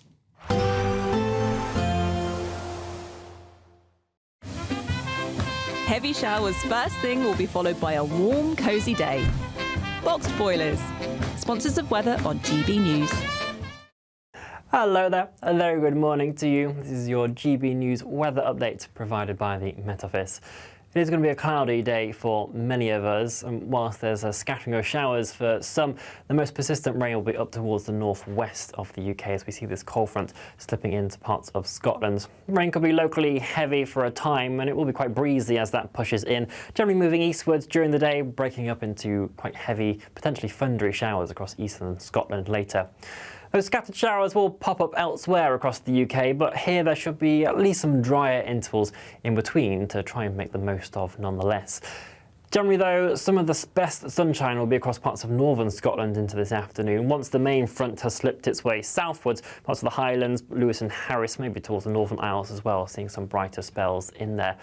For Northern Ireland, England and Wales, even central and southern Scotland, we are going to hold on to a lot of clouds during the day. So grey skies for many of us. Again, there might be a touch of brightness just poking its way through in there at times, but temperatures overall ranging between 18 and 23 degrees Celsius is fairly typical for this point in the year.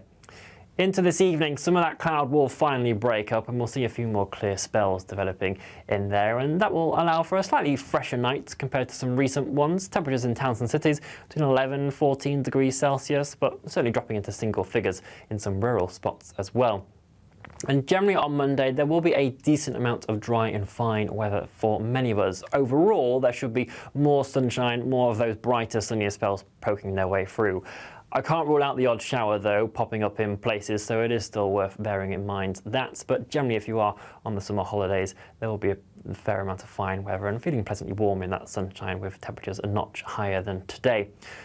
As we head throughout the week, though, there is the ongoing risk of showers, but no prolonged periods of rain for our gardens or allotments. Enjoy your day.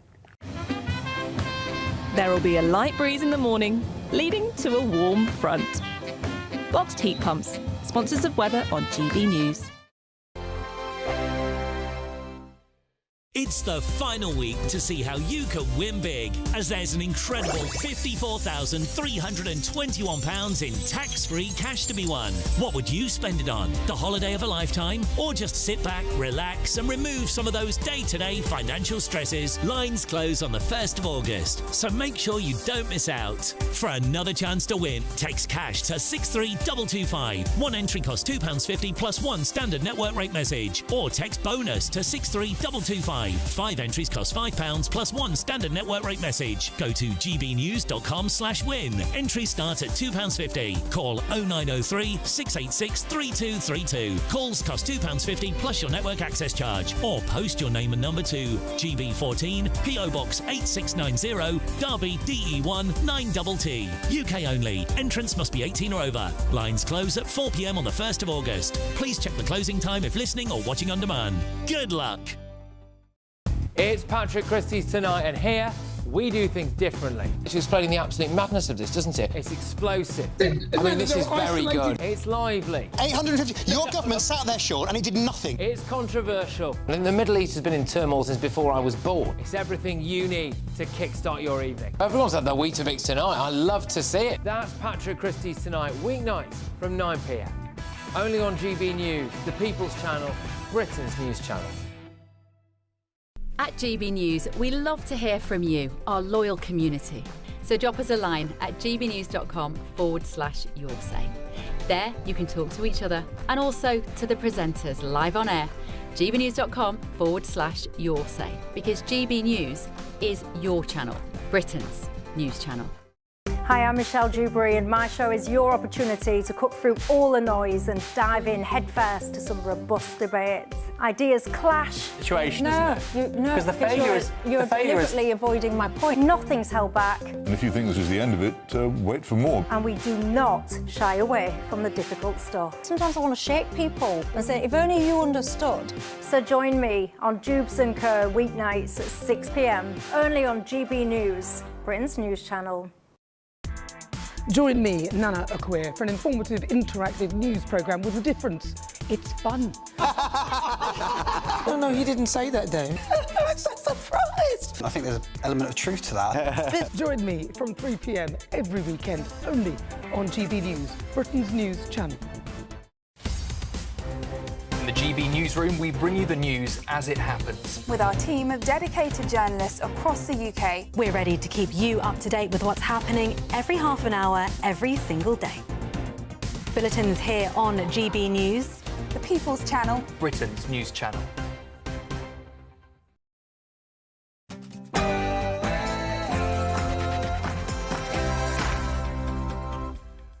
Good morning. Migrant hotel protests spread nationwide. Demonstrations take place in Leeds, Southampton and Nottinghamshire, with more planned for today as public anger over illegal immigration grows. Well, meanwhile, the Home Office is set to create an elite team of police officers who will track anti-immigration comments online.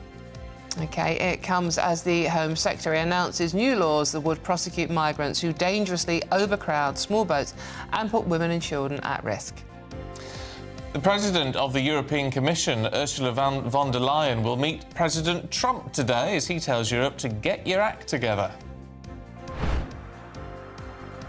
Yes, after a sunny golfing Saturday, the President will have his first of several bilateral meetings this weekend. He meets President Ursula von der Leyen to discuss the EU-US trade deal to see if anything can be done to get this deal over the line before the August deadline.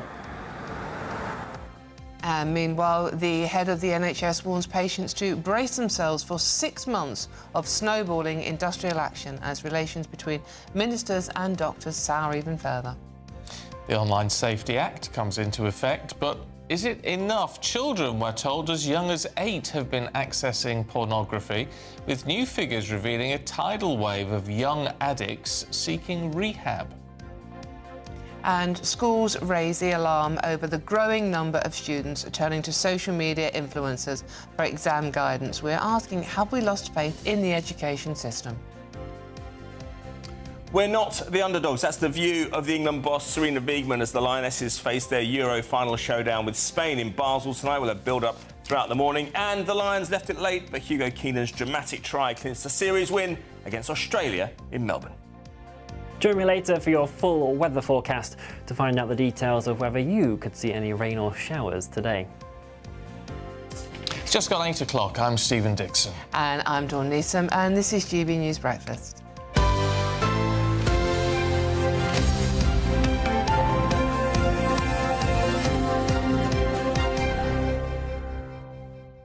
Anyone fancy a refurb at home? Actually, Charlie Rowley's here. You're doing a refurb. Charlie Rowley here. You're decorating at the moment, aren't you? Yes. I'm attempting to, yes. Yes. I'm trying my best. Well, here you go. I've got the perfect tips for you. Oh, yes. Because apparently with the new look, what is in at the moment, think Only Fools and Horses. Think Del Boy's flat. Right? Because that's what's in. Jungle print wallpaper, leather sofas, garish bold carpets and animal print rugs. Good head. So it's similar to Del Boy's Peckham Council flat. Well, apparently, 80s decor is back in fashion.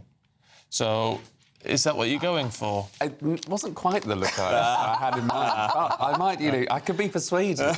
Because apparently it brings a sense of playfulness and light-heartedness to a home. Oh, well, there you go, Charlie. I think that's reminding people not to take life too seriously. Well, I think that's important. I don't think there's a danger of Charlie taking any of it too seriously, to be honest with you. So there you go. Well, I'll look into it. But I am trying. I'm trying my best. You're any good? What, at decorating? You can learn so much online these days. I have taken to it well, but it takes a long time. There's always something else that you need to do. There's always another hurdle. There's always another glitch in the process. See, I was scarred as a child by stripping wallpaper. It was just because the whole family got involved, and so. But to the point now that in my own homes, I've never had wallpaper. I always just have painted plaster. Walls, yeah. Because I just can't bear the idea of stripping wallpaper. I've taken all the wallpaper down, but people have suggested painting parties. That used to be a thing. It did. I think, but I think painting is the quickest, but also the most fun part. So I don't want people to come over and paint. I want to do, because that's the final bit. That will be my success. Yeah. I want people to come over and start filling in the holes. Else. You need a plaster party. I need a plaster party. Yes, I've had a plaster disaster. But a plaster party might help. One of my my ex-boyfriend's mums, she used to do the painting. Where's this going? I know you're asking. But you've been married for 72 years. I know, it's a long time ago. But they used to do the decorating themselves, and they used to do the decorating, the painting ceilings, etc., in the nude. To stop painting getting on their clothes. Well, and one day we just went round there unannounced and he didn't stay with my boyfriend for long. I was a bit worried about that one. I did some hoovering the other day. That was nice. No, that's exactly the extent of it, honestly. But what the world needs to know, Aidan, is have you bought a wind chime for your house yet? No, I've received a few messages this morning saying I should be ashamed of myself for not knowing what they are. They've been sent pictures of them and everything. Yeah, I love a wind chime. I love a wind chime. In case you weren't listening for the previous hour, where were you? You missed a treat. Adrian McGee, who knows everything about sport, has never heard of wind chime. Never heard of a wind chime? I didn't even recognise it. No, he thought it was a Christmas decoration. He's a weird boy. In July. He's a weird In boy. July. No, I did see one in the garden centre the other week, which was massive. It was a huge thing, but the sound on it was really beautiful. It was like Tibetan. Was it a wooden one then? No. Oh, it was a metal one still. Oh no, the Where wooden can you one. get them then? So I'm thinking I might go out and get Garden centres. All right, okay. Get yourself to a garden centre. Yeah, well, I Get need yourself a lovely 2 new plants, so I might do. Well, get yourself one. I'll have a new one if you're there. This programme is brought to you by Windchimes International. Lovely, I love them. But anyway, neighbours are complaining about them, so there you go. Right, let's crack on, give you something to complain about, because further protests are erupting across the country as anger over illegal migration continues to spill onto the streets. More protests are planned for today. Yes, absolutely. The unrest follows a record-breaking 24,000 channel crossings so far this year, with over 32,000 migrants being housed in hotels. Fear not, because the Home Office has responded to all of this. They've launched a new elite police unit which will monitor anti-migrant sentiment being put online. Yes. So watch what you tweet. OK, so they're not monitoring the actual criminals, they're monitoring what you're saying online. Meanwhile, Home Secretary Yvette Cooper will also use new laws to prosecute migrants who dangerously overcrowd those small boats, putting the lives of women and children at risk. Let's talk to political commentator Charlie Rowley. Make this make sense, Charlie. Well, I wish I could. I mean, the first point is that, we're seeing an increase in the number of protests now. We're seeing an increase in the number of people that are very, very worried about these hotels that are being used to house asylum seekers in their communities. We've seen, obviously, the protests in Epping and Hampshire and Canary Wharf. That's now extended to Leeds, Northamptonshire and Southampton and Norwich.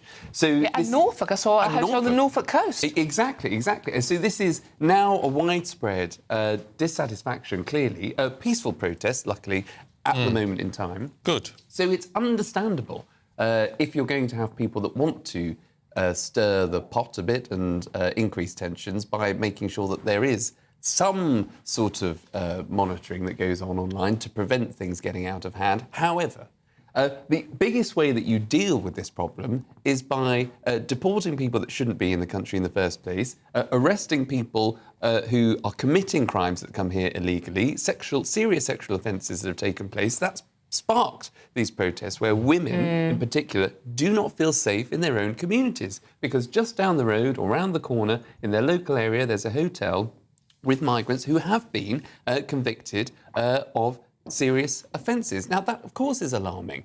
And so the idea that the Home Office is piling in to monitor X or social media, and bear in mind it was David Cameron all those years ago that said, Twitter and the real world are not the same thing. So whereas, Twitter can be a place or X can be a place where people just vent rather than actually want to cause trouble, what the Home Office should be doing, and the reason and the way in which to tackle these tensions is by getting on top of the issue by stopping the boat and deporting people who shouldn't be. Or at least saying, I mean, I know they can't do it instantly, obviously, but at least it's the fact that this has been released as a press release. This is the action we're taking. Yes. Yeah, it's beggars belief because, of course, that won't go down very well with the public. And well, it'll inflame tensions. Yes. Exactly. And in Devon and Cornwall Police, as part of the article, it says that they are stepping up fast-track prosecutions and fast-track arrests for people that are maybe going online and saying things that might inflame tensions.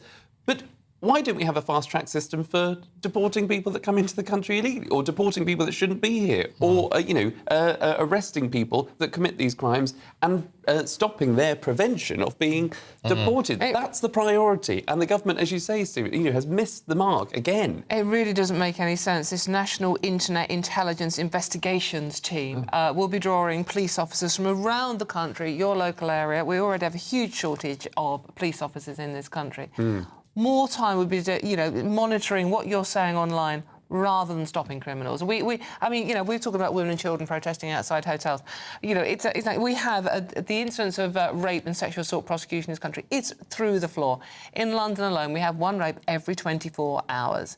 I'd rather our police forces be doing this. This is making me annoyed. It's not making me think the government are listening. Exactly. It's about policing priorities. And where is the priority of the Home Office at the minute? It's patrolling people online rather than the streets and getting after the real criminals. And this, what is really worrying about this particular story is because it comes on the back of what we've seen, in the past. So, the stories are in the Telegraph, but Telegraph columnist Alan Pearson was visited by the police. We've seen parents that vented frustration about their school visited by police. The poor old chap that was reading this, dear old Spectator and, Douglas Murray, and the police were described as Brexity things. And all of a sudden he was, some sort of, a public enemy number one, according to the police have not got the priorities right. And I'm not blaming them necessarily, because this has to come from the top. This has to come from the Home Office and the Home Secretary. But, I mean, you've been a special advisor. You know how these things work. And we talk about the Westminster bubble and all that sort of thing.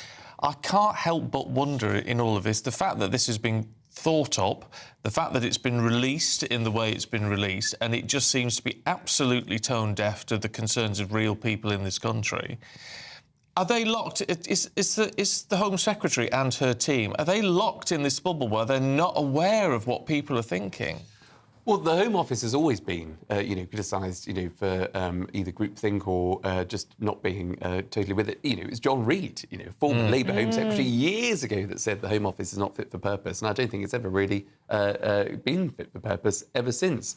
But if I was in Number 10 and I'd seen this release from the Home Office, I mean, you would have thought Number 10 would have been part of the conversation. They should have been, because it should be a number one priority.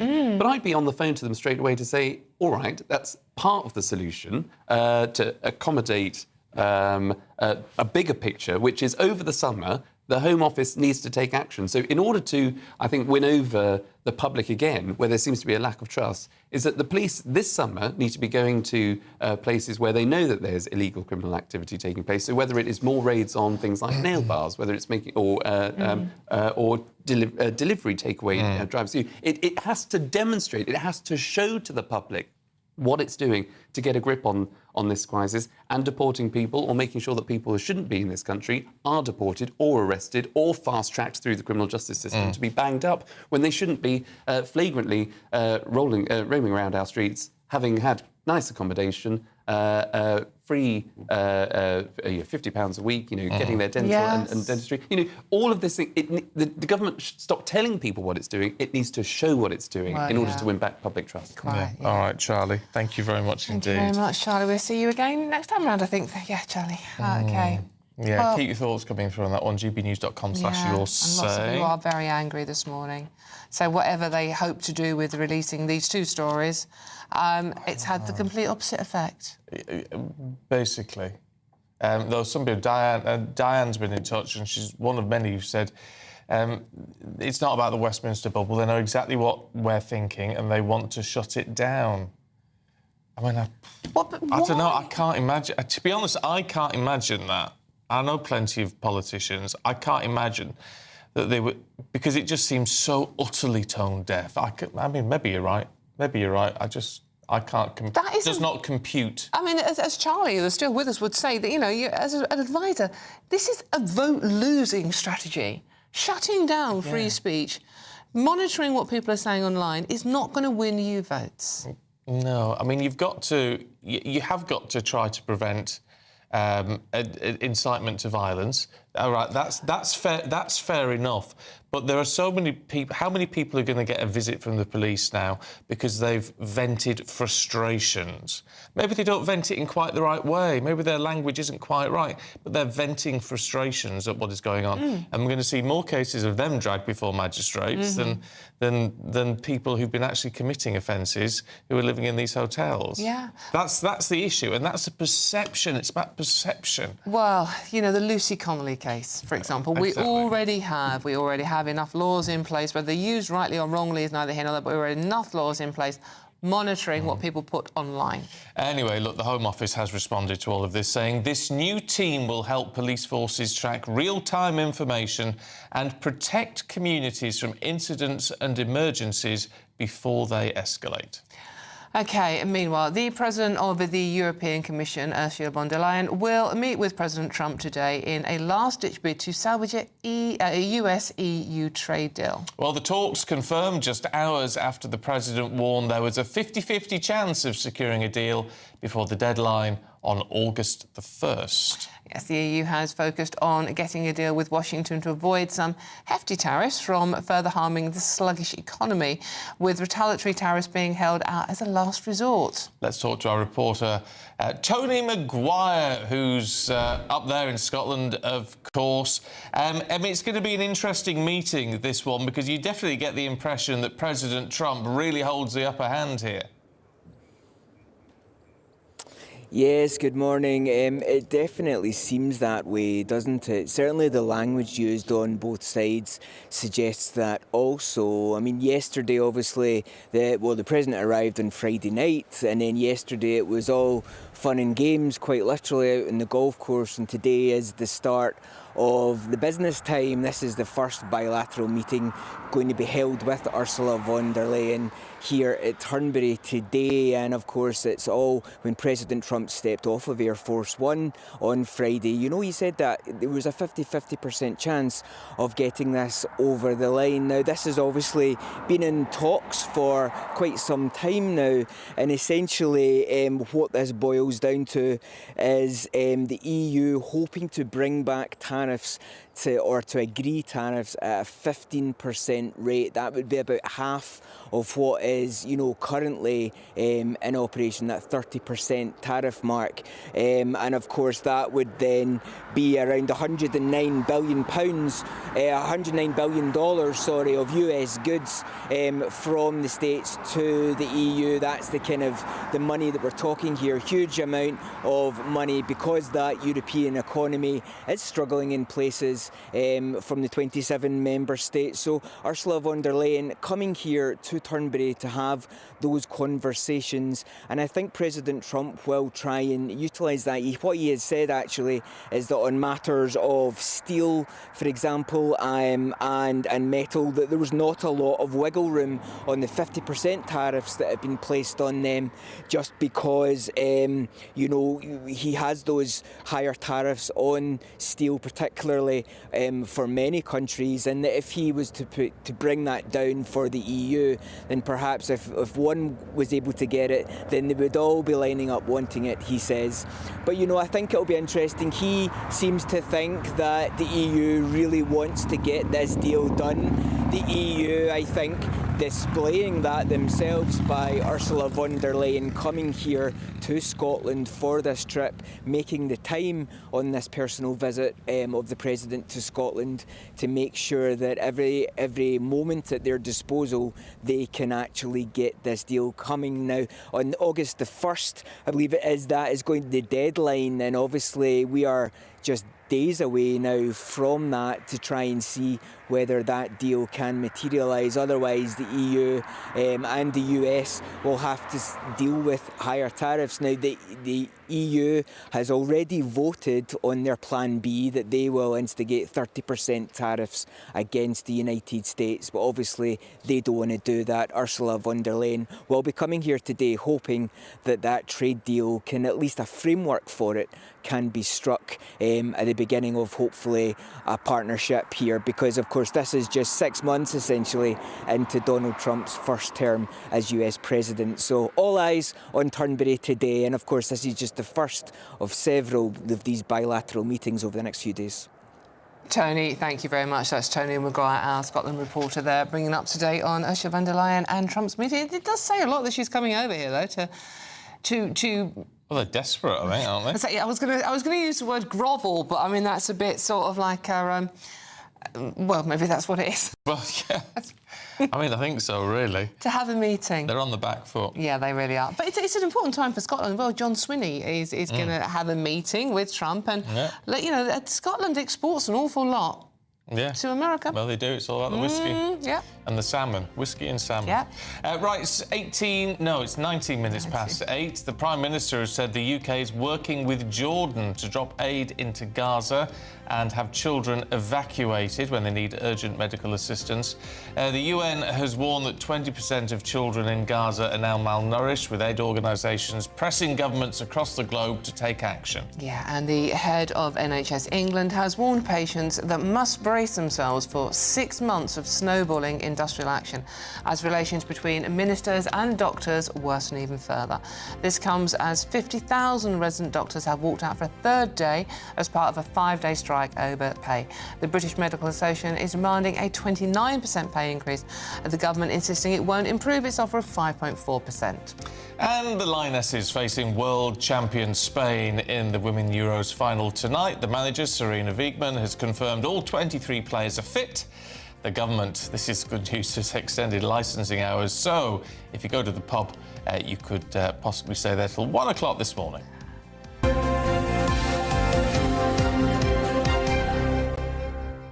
Just on this Home Office stuff, today, just a couple of messages that came in. Honestly, you're going mad on the messages today. I've never seen it as busy, really haven't. Yvette Cooper is, this is Brits Forever. Yvette Cooper is just adding fuel to the anger of British people. Do your flipping job and stop trying to put British people in the wrong for wanting a decent life for their kids and themselves. And Helen says, Keir Starmer, deal less with the hurty words and do much more about stopping illegal immigrants. Yes, it is literally everybody is saying the same thing. So it's not just you and I, Stephen, thinking this doesn't make sense. It's just, it doesn't make sense. Everybody is saying... I just think when that press release was being put out, whoever put it out in the Home Office, did they honestly think that would go any way to helping the problems we face in this country at the moment? This is what I can't get my head around. People can release policies, you don't necessarily have to agree with them, but you can see where they're coming from. I am struggling with how they thought this was going to do anything other than make people angry. No, exactly, and it's done exactly that. gbnews.com/yourself if you want to join in that conversation. There's lots of them, and we will read as many as we can out, don't worry. Yeah. Right, should we have a look at the weather for you today? Here's Jonathan Vautry.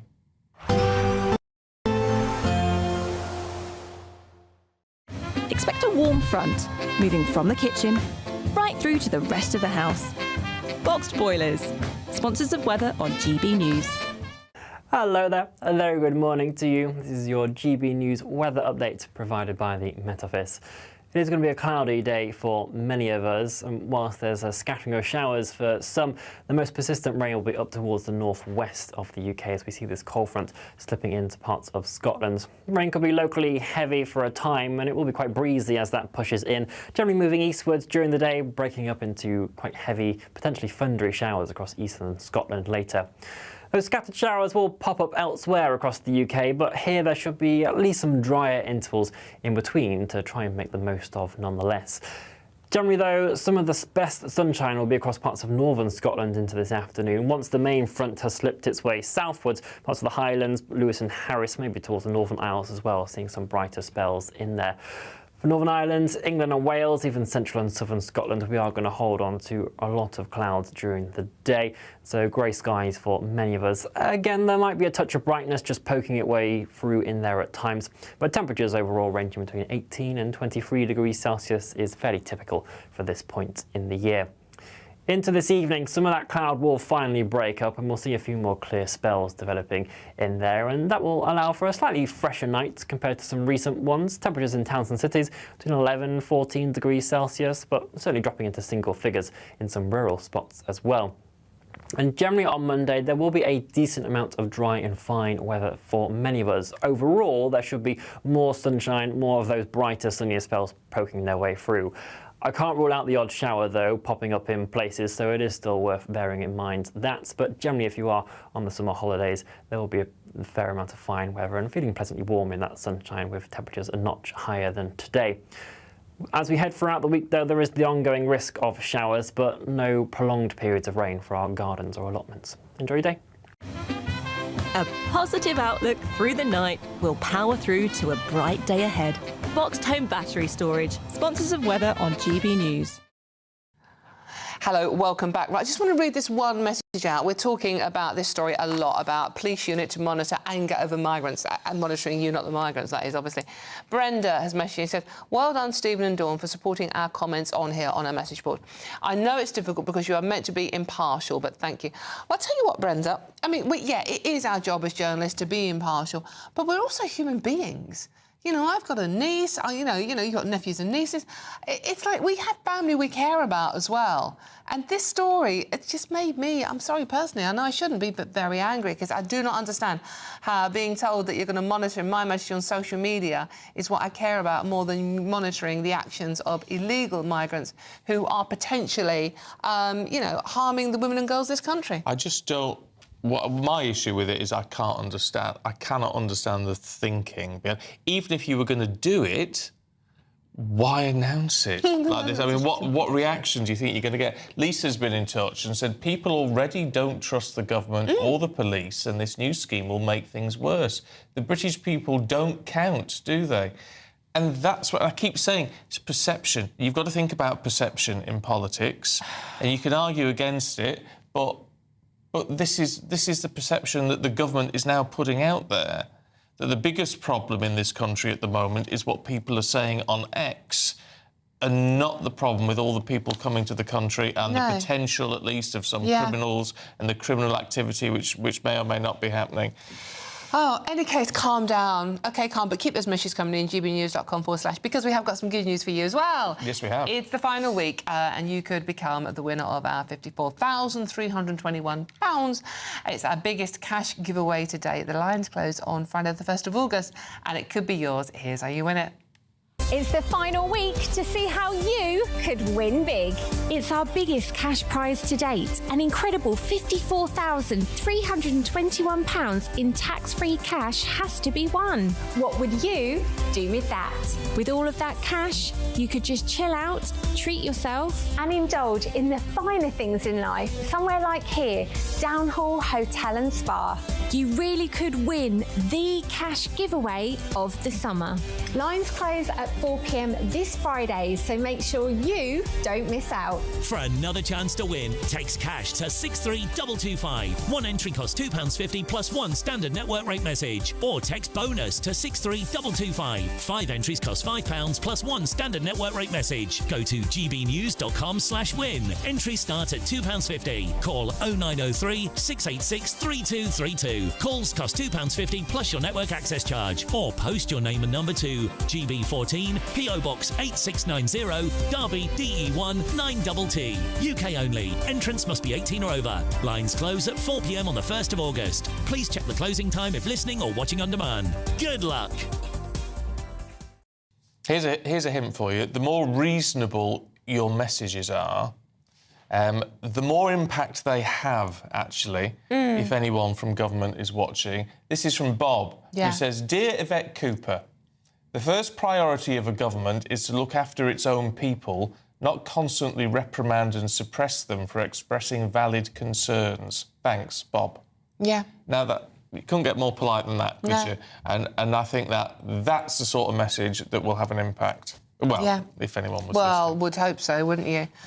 Yeah, Yvette, if you are listening, please, we would love to talk to you or anyone from that department. Well, I know she'd much rather, Well, yeah, quite. Any case, still to come as the Online Safety Act comes into effect. Is it too late? Children as young as 8 are accessing hardcore pornography online every month, with shocking new figures revealing a tidal wave of young addicts now seeking rehab for porn and sex addiction.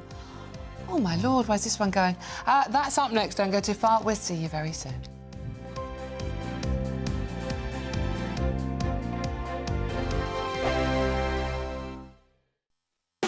You want to know what's really going on in the corridors of power? Labour don't know what to do with you half the time, and that makes you quite lethal in the chamber. Get behind the headlines with Chopper's Political Podcast. Join me, Christopher Hope, as I sit down with the great and the good of British politics. We'll see where this ruling takes us. These are the stories shaping our nation. Chopper's Political Podcast, available now on all platforms. Listen in and stay ahead.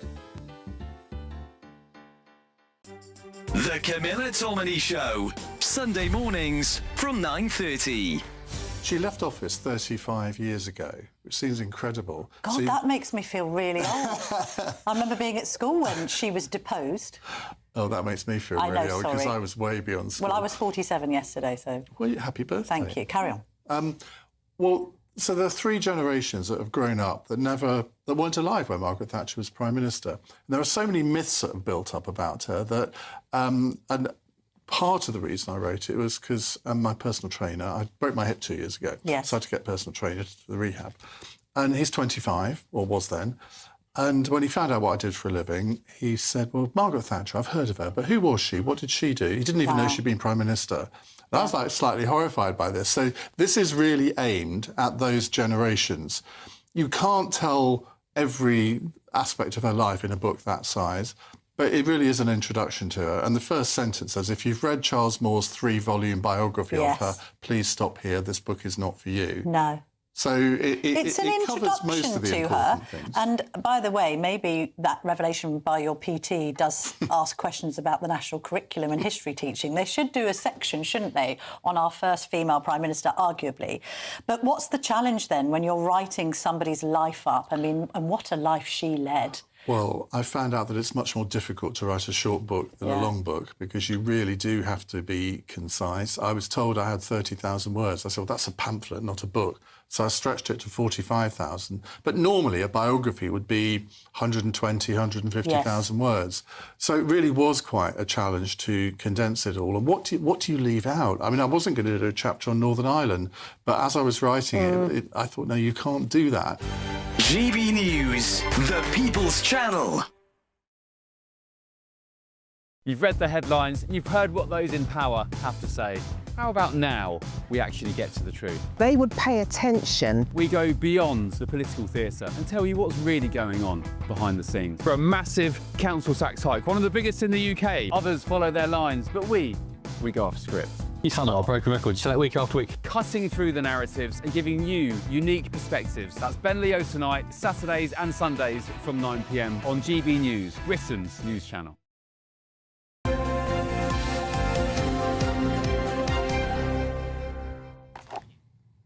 As the Online Safety Act comes into force, experts warn of a tidal wave of young addicts now seeking rehab for porn and sex addiction. Well, those shocking new figures out revealing children as young as 8 have been accessing hardcore pornography online. And most children also manage to access these sites without age verification.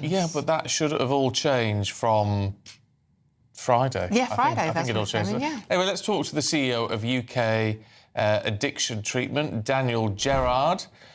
Good morning to you. Nice to see you. Well, look, this is obviously a real concern. However, shouldn't these new regulations that have come into force on Friday stop all of this, or at least stop a large proportion of this? Well, I thought I'd have a look before I came on, and I signed on to a VP straight onto one of the major porn sites with no problem whatsoever. So I'm not sure this is going to work very well. Because, with no check on your age or identity? Nothing. I just signed in on an American VPN, and most kids know how to use VPN. Yeah. So, I was quite shocked myself, actually, because I thought they would, find a way to stop that. So it's not a good start, I don't think. Daniel, assuming that youngsters, by the very nature of them being brought up with this sort of technology, will always get round the barriers that adults put in for them, it's absolutely shocking that 8-year-olds are becoming addicted to porn. Yeah, I mean, it is shocking, and we are seeing we've seen a doubling of young people from 18 come in and with porn addiction, as well as leading to other addictions as well. So with the Ofcom data, it does represent what we're seeing in the treatment of addictions for younger people. But look, I struggle with this slightly, and obviously it's a breakfast show. We don't want to go into too much detail. But how are people becoming addicted to this? Why is it an addiction and not just well, I don't know, just something they're doing a little, watching a bit too much? Yeah, a habit. Well, I think why does anybody get addicted to anything? And I think that there's varying factors of how they're brought up, education from parents, and maybe loneliness, maybe not feeling part of. When we're talking about sex and porn and stuff like that, and looking up to elders maybe that are doing that stuff. So I think it's environmental would be the word. A lot of it is environmental. So, Daniel, what advice would you give to parents who are watching or listening to us now this morning if they are concerned about their children? Yeah, well, I think obviously if they do catch them, to talk to them and to educate. Education is the key to helping young people. So you can we'll go and do talks in schools and various things like that to try and help young people, because education is key, and being of support and being there and noticing stuff. All right, Daniel Gerard, good to talk to you. Thank you very much indeed. It's worrying. We'll be looking into this in more detail, But as you can imagine. as Daniel said, it's very easy. All we've got to do is pick up your phone, even on, X, Twitter, whatever it is these days. It's just a flood of stuff on there now. Yeah, but without... Well... Without any verification, you can literally get on there, and you know what you're doing, you can get on there. And well, if you know what you're doing. Kids are far much brighter than we are at this stuff. Come on, you know this. Yeah. All right, look, still to come. We've got the sport. We're going to be talking to the former coach of Lioness, Lucy Bronze. That's Ryan Jobson. Aidan's going to chat to him next.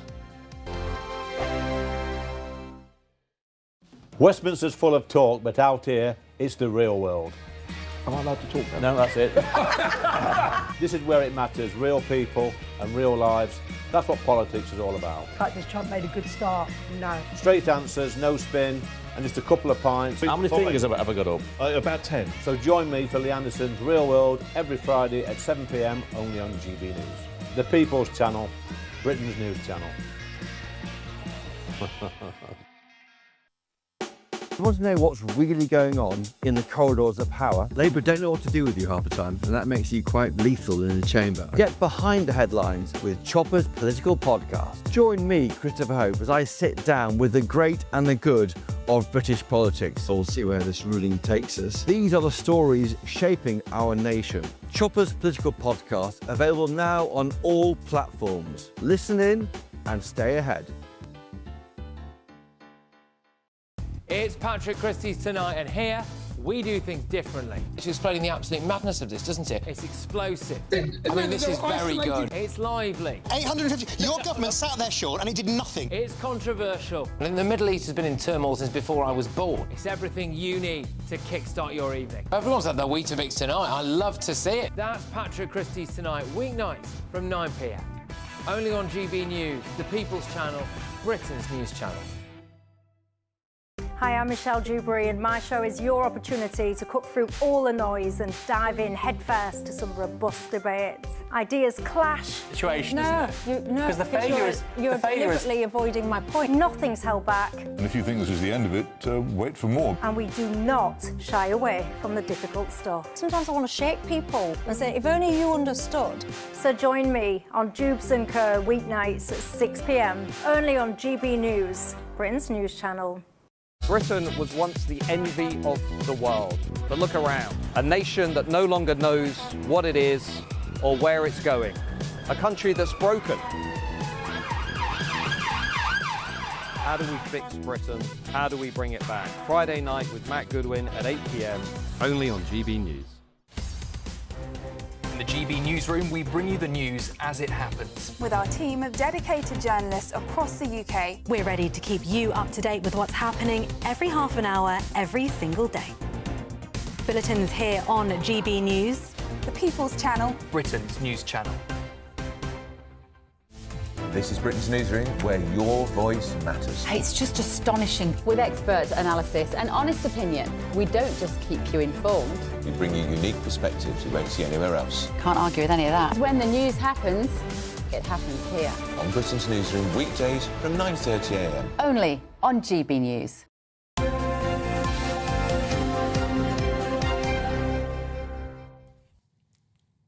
OK, and now the former coach of Lioness, Lucy Bronze, is here to talk to Aidan McGee for us. Aidan. Indeed, exactly. Now, it's going to be a fascinating match tonight, we have to say. I mean, England against Spain in the Euro final tonight in Basel, a full house. England fans making their way over today and yesterday, in fact, but also the England team are just showing they can get the job done, aren't they? Got momentum. Got momentum, yeah, that's the key word in football. We've heard it a lot in the last 10 years. No one used it prior to them, but it became one of those fashionable words. But that's indeed what England have right now. And we can talk to Ryan Jobson, who used to coach the Lioness Lucy Bronze. Ryan, good morning to you, first of all. Now, just tell us about your backstory with Lucy and how you got to know her back in the day.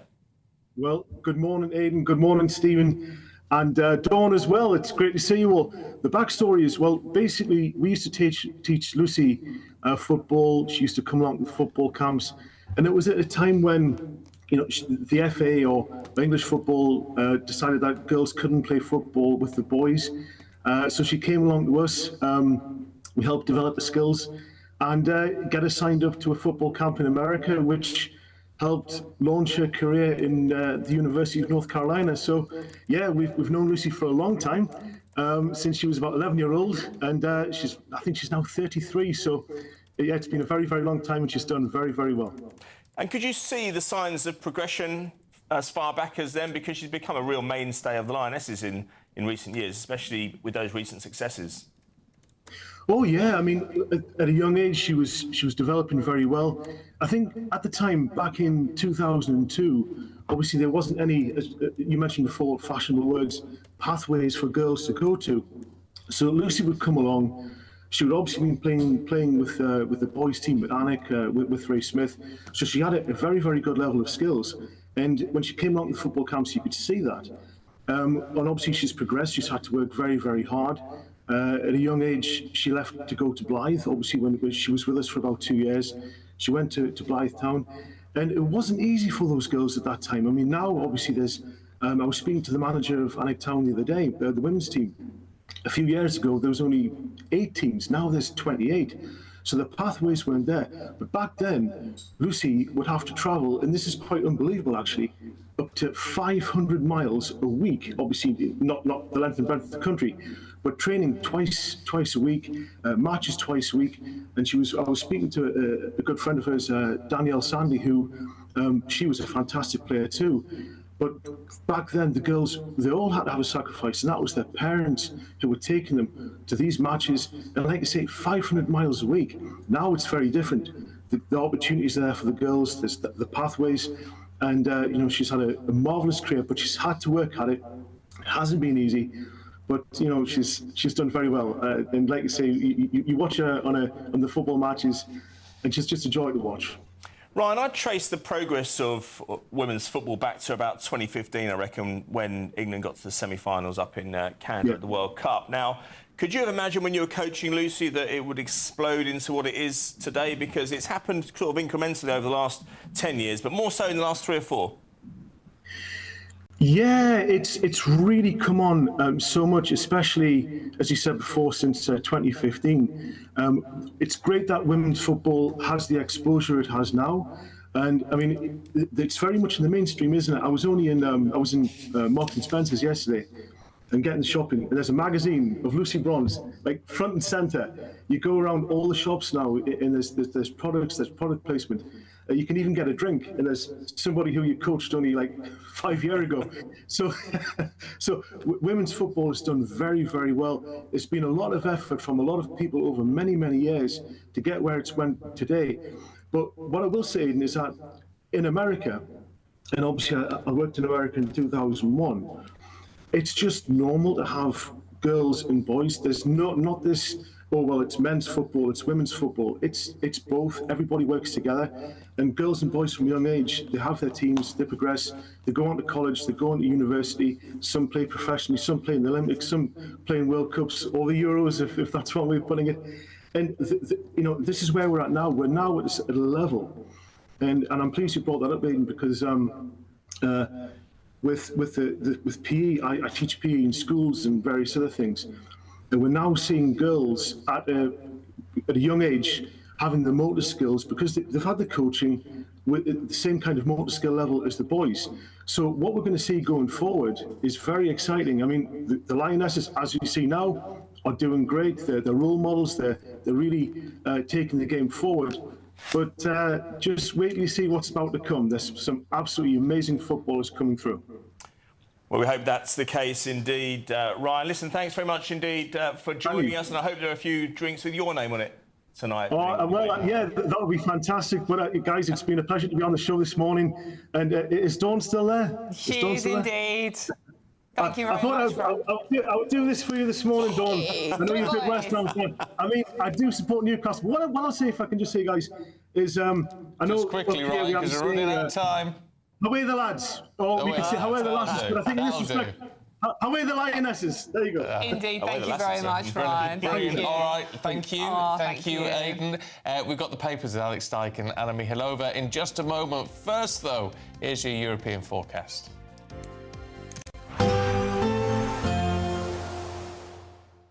Dinner under the stars tonight? That reminds me of our travel insurance. You mean All Clear Skies? All Clear Travel Insurance sponsors GB News Travel Destinations Forecast. If you're holidaying across Europe at the moment, conditions are quite varied depending on where you're going. For Iberia, it's fine and settled with some warm sunshine. There were a few showers across parts of the Pyrenees. Some heavier showers and thunderstorms developing around the Alps and down through the Balkan regions as well. The heat wave that we've had across the eastern Mediterranean recently is beginning to ease, and so it's a touch fresher for Greece now, but parts of Turkey could hold on to the heat until later on next week. All Clear Travel Insurance sponsors GB News Travel Destinations Forecast. At GB News, we love to hear from you, our loyal community. So drop us a line at gbnews.com/yoursay. There you can talk to each other and also to the presenters live on air. gbnews.com/yoursay, because GB News is your channel, Britain's news channel. Martin Daubney, weekdays from 3 p.m. French authorities first seized the Lady T, and that's an Eastbourne-based fishing vessel. And next, they fined its skipper, Philip Edwards, €30,000 to release his boat. Now, the Lady T, operating legally under UK jurisdiction, was intercepted by a French patrol ship near the Somme Bay. Now, the incident has sparked massive outrage among British fishermen and is renewing calls for the government to stand firm against French overreach in national waters. Well, I'm delighted to say I'm now joining with Charlotte Edwards, who's the husband. Husband Philip is the skipper of the Lady T and is out fishing right now. Charlotte, welcome to the show. I've got to say, here at GB News, we are hugely supportive and appreciative of British fishermen and fisherwomen. Do a fantastic job. So if you're nervous about the interview, please don't be. I want to ask you how on earth this happened. I mean, there's been a lot of talk, for example, that the Lady T didn't have the correct paperwork, it was fishing illegally, and the French decided to pounce. What's the reality? The paperwork just slipped through. It was an admin error. The other two boats had the permits, and unfortunately, his didn't at the time. He wasn't in as far in as they said he was. He was about 800 metres in their water. He wasn't near the 12-mile. He was intercepted by the Pluvier. That's a French Navy ship. No, by the way, the sort of French Navy ships that just seem to give an escort to illegal dinghies coming into British waters, suddenly pouncing into action. The only boat they've managed to stop seems to be the Lady T. GB News, the People's Channel. Join me, Nana Akweer, for an informative, interactive news programme with a difference. It's fun. No, you didn't say that, Dave. I'm so surprised. I think there's an element of truth to that. Join me from 3 p.m. every weekend, only on GB News, Britain's news channel. In the GB Newsroom, we bring you the news as it happens. With our team of dedicated journalists across the UK. We're ready to keep you up to date with what's happening every half an hour, every single day. Bulletins here on GB News. The People's Channel. Britain's news channel.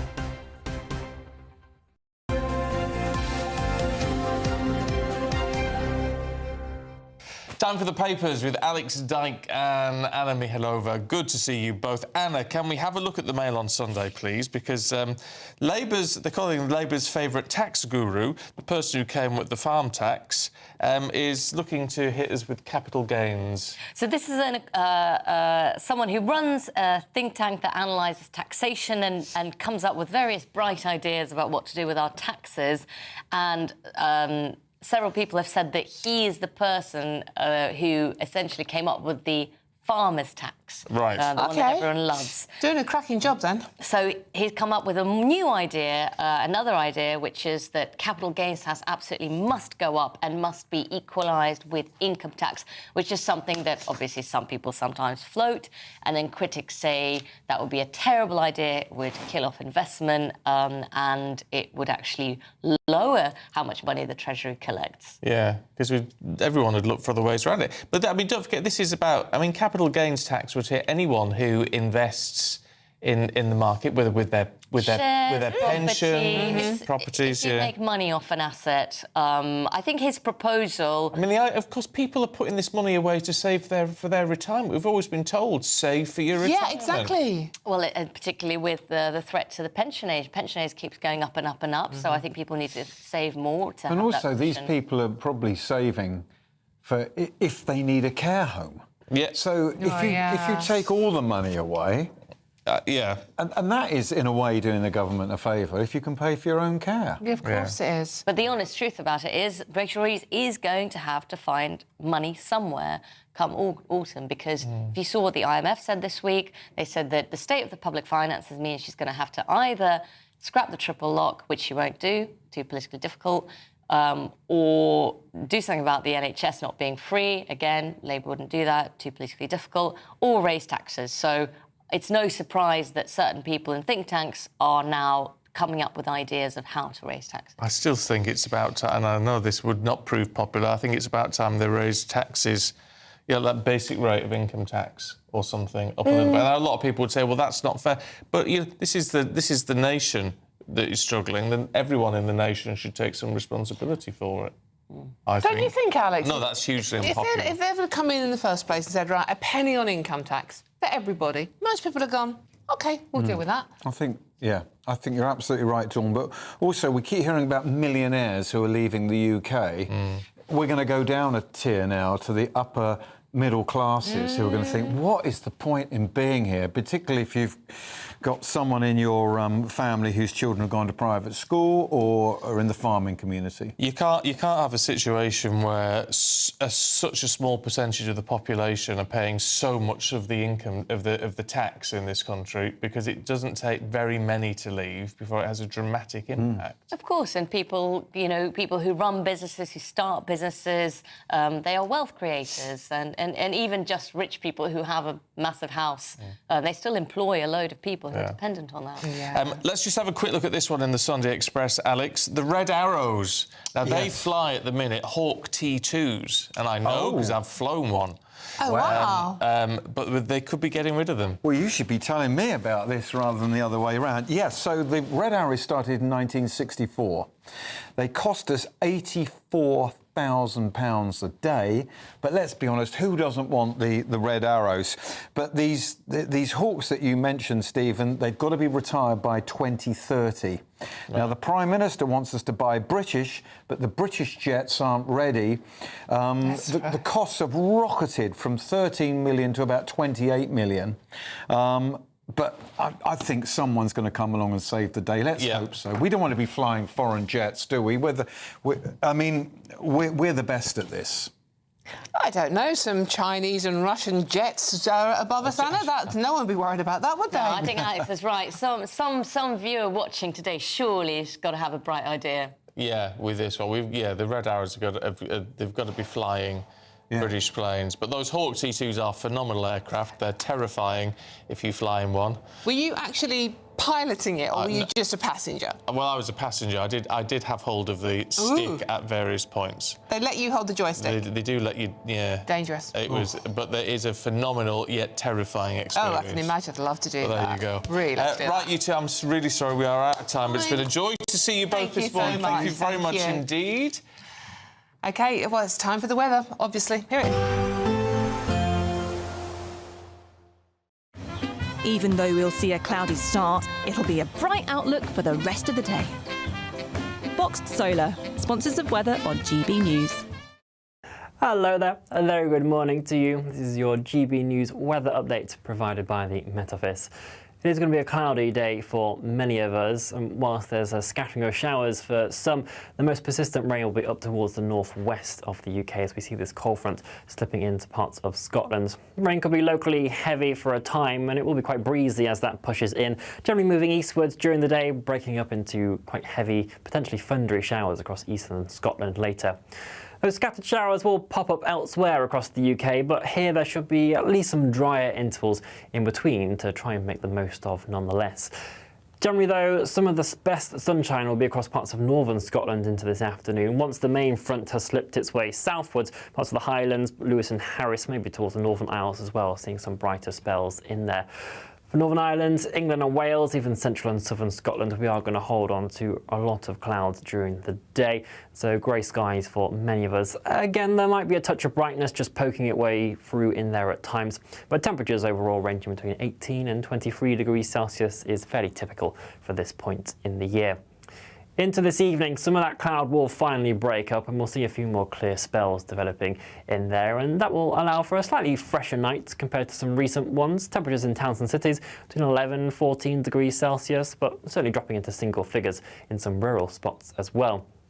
And generally on Monday, there will be a decent amount of dry and fine weather for many of us. Overall, there should be more sunshine, more of those brighter, sunnier spells poking their way through. I can't rule out the odd shower, though, popping up in places, so it is still worth bearing in mind that. But generally, if you are on the summer holidays, there will be a fair amount of fine weather and feeling pleasantly warm in that sunshine with temperatures a notch higher than today. As we head throughout the week, though, there is the ongoing risk of showers, but no prolonged periods of rain for our gardens or allotments. Enjoy your day. Expect a warm front, moving from the kitchen right through to the rest of the house. Boxed Boilers, sponsors of weather on GB News. It's the final week to see how you can win big, as there's an incredible £54,321 in tax-free cash to be won. What would you spend it on? The holiday of a lifetime? Or just sit back, relax and remove some of those day-to-day financial stresses? Lines close on the 1st of August, so make sure you don't miss out. For another chance to win, text cash to 63225. One entry costs £2.50 plus one standard network rate message, or text bonus to 63225. 5 entries cost £5 plus one standard network rate message. Go to gbnews.com/win. Entries start at £2.50. Call 0903 686 3232. Calls cost £2.50 plus your network access charge. Or post your name and number to GB14 PO Box 8690 Derby DE1 9TT. UK only. Entrance must be 18 or over. Lines close at 4 p.m. on the 1st of August. Please check the closing time if listening or watching on demand. Good luck. Dubes & Co. Weekdays from 6 p.m. You have to tackle gross levels of inequality. Now, this is not about being... it's not about fairness or the politics of envy. It's about saying we need more money in average people's pockets so they can go out and spend. What's happening is a lot of people are spending all their money on rent and mortgages. So you want to take money off rich people and give it to poorer people? Yeah, but obviously, when I say rich, who do you imagine? No, well, I don't know, because I'm not proposing it. You tell me. So for me, I'm not talking about those who've done quite well. those who've grown their businesses. I'm talking about the billionaire class and the corporations. And I don't want to look at increasing income taxes necessarily. It should be about a wealth tax, because if we don't do anything about it, it's going to get worse. Now, what's interesting what you said about benefits, I know there's this pervasive idea. I just want to make that point quickly. Finish this point. She's about to spontaneously combust, but hang on. Go on, finish your point. There is this pervasive idea that, well, we need to cut benefits to force people into work. And you can understand the logic there. It makes sense, right? What's interesting is in Denmark, they have a higher labour rate of participation, which a fancy phrase of more working age people are in work than the UK. In 2022, it was like 80%, 2024, 75%. Look at the UK, only 53% of people in work, yet Denmark have a far higher or far generous welfare state. Well, we've had a lot of cheap labour that has come in, which that's taken the levels of earnings down at times, and that's left... I disagree with that. Left, well, just let me finish. And that's left a lot of people who already live here, basically lounging on the sofa and thinking, well, my benefits are great, why should I get out of bed? Why should I get out of bed for another 20 quid a week? And we've got to get rid of that mentality, because it's the same people... You're using anecdotes here. You're not looking at the facts. I've told you the facts. Who seem to be contributing to this economy year in and year out, and a lot of them are actually older. GB News, the People's Channel.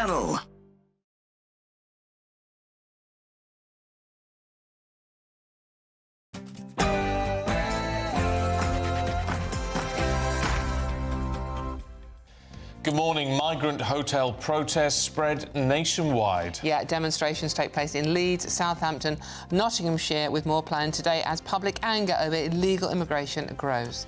Fear not, though, the Home Office is determined to tackle it by creating an elite team of police officers that will track anti-immigration comments made online. It comes as the Home Secretary also announces new laws that would prosecute migrants who dangerously overload small boats and put women and children at risk. President of the European Commission, Ursula von der Leyen, will meet President Trump today as he tells Europe to get your act together. 4 days remain if the EU and the USA are to reach this trade deal agreement. Whether that comes to pass, who knows, but later today, Ursula von der Leyen will come to Turnberry to make the most of the final days and get that deal over the line. That would be the biggest deal of President Trump's presidency, second term so far. Meanwhile, the head of the NHS warns patients to brace themselves for 6 months of snowballing industrial action as relations between ministers and doctors sour even further. The Online Safety Act comes into effect. Is it too late to help a lot of children, as reports claim kids as young as 8 have been accessing hardcore pornography? And schools raise the alarm over the growing number of students turning to social media influencers for exam guidance. We're asking, have we lost faith in the education system? It's all eyes on Basel as England face their Euro final showdown with Spain in Switzerland. Tonight we'll be speaking to a trailblazer of the women's game later this hour. Join me later for your full weather forecast to find out the details of whether you could see any rain or showers today. It's just gone 9 o'clock. I'm Stephen Dixon. And I'm Dawn Neeson, and this is GB News Breakfast.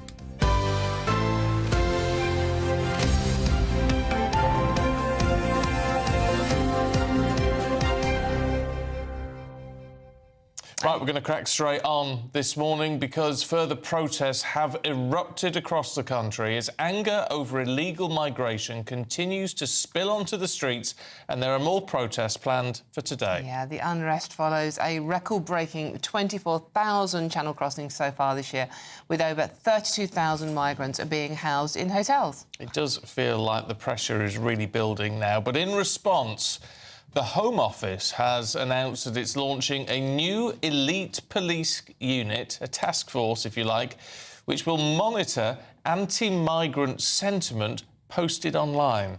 The Home Secretary, Yvette Cooper, will also use new laws to prosecute migrants who dangerously overcrowd small boats, putting lives at risk. Political commentator Charlie Rowley is here. Charlie, make this make sense? That's all you can say to us on. That's the question. I mean, how can we? Because, as you said a second ago, Dawn, 24,000 people have crossed the channel illegally. That is a record high, 50% higher compared to this time last year. That is the focus that government should be spending all of its energy on. That's the problem that it should be trying to tackle. The idea that if you have an issue in your community where you've heard or you've actually seen and it's been reported where crimes have taken place by migrants that are occupying those hotels, of course you're able to go and protest against that. Of course there'll be lots of fear and panic amongst communities. The idea that police are now just going to then police what you might say as a venting process, something on Twitter or X or any kind of social media platform, police will be knocking at your door rather than tackling the root causes of what is the frustration in this country, is the illegal immigration, point one, and the lack of deportation, point two, and the lack of prosecution of those that are committing the crimes. And that is the problem that we have. The Home Office have announced this so-called new idea, this policy, this press release, heralding it as some sort of great initiative to stem the problem of potential riots this summer. That is not the problem. It is not about people on Twitter. It is not about people having an opinion. It is about the perpetrators of these crimes. It is about illegal immigrants that are breaking into the country, breaking the law. That's where police focus needs to be. So if you can say that quite succinctly, why do you think then that the Home Office has decided that A, this is the right thing to do, and B, we're going to release this as a press press release? We're going to tell people this is the action we're taking. You can only assume that there are so few levers in the Home Office, or the Home Secretary clearly feels that she doesn't have the power, or the government doesn't have the powers to do the things that we're talking about, to do the things that the public want to see, which I think is quite fascinating, really, because I think it only takes a politician of actual authority and with the will and the drive to say, you know what, I'm taking command of this situation. I am going to instruct our courts to deport people. I'm going to instruct, actually, people to be deported back to France, or we're going to have people in temporary accommodation, which is not hotels, but you're there for 48 hours, and if you can't tell us who you are, what your name is, where you've come from, what country you're fleeing, what situation you're supposedly taking refuge from, then you're out. It requires, because this government is, I think, at the hands of lawyers as opposed to politicians, it's going to take someone with an almighty purpose to say, enough is enough, we're taking action. That's what the public want to see. And I think if the public saw maybe raids over the summer on where there's illegal immigration activity taking place, or whether they saw deportations taking place, or whether they saw migrants who have come into this country who have committed crimes that have been reported, where people have been prosecuted for committing crimes, serious crimes of sexual abuse against women and girls and children. If we don't see those people deported, if all of a sudden they're just, and if they can't be deported because of they've got a right to a family life and they've got a right to remain in the UK, then the public are going to be, of course, up in arms, and rightly so. Charlie, thank you very much. Always a voice of reason. Charlie Rowley there for you. OK, GB News presenter Camila Tominey joins us from Westminster now, and I'm sure Camila will have a fair bit to say about this story as well. Camila, good to see you this morning. Good to see you both. We've got James Murray, the Treasury Minister, on, who's here to kind of try and showcase this new policy when it comes to spying on people and what they're saying on social media. Having said that, I think Charlie's gone over some of the killer stats there. Record arrivals here, 43,000. As you said earlier, Dawn, we've got 32,000 in these migrant hotels. But this is probably the killer stat to beat them all.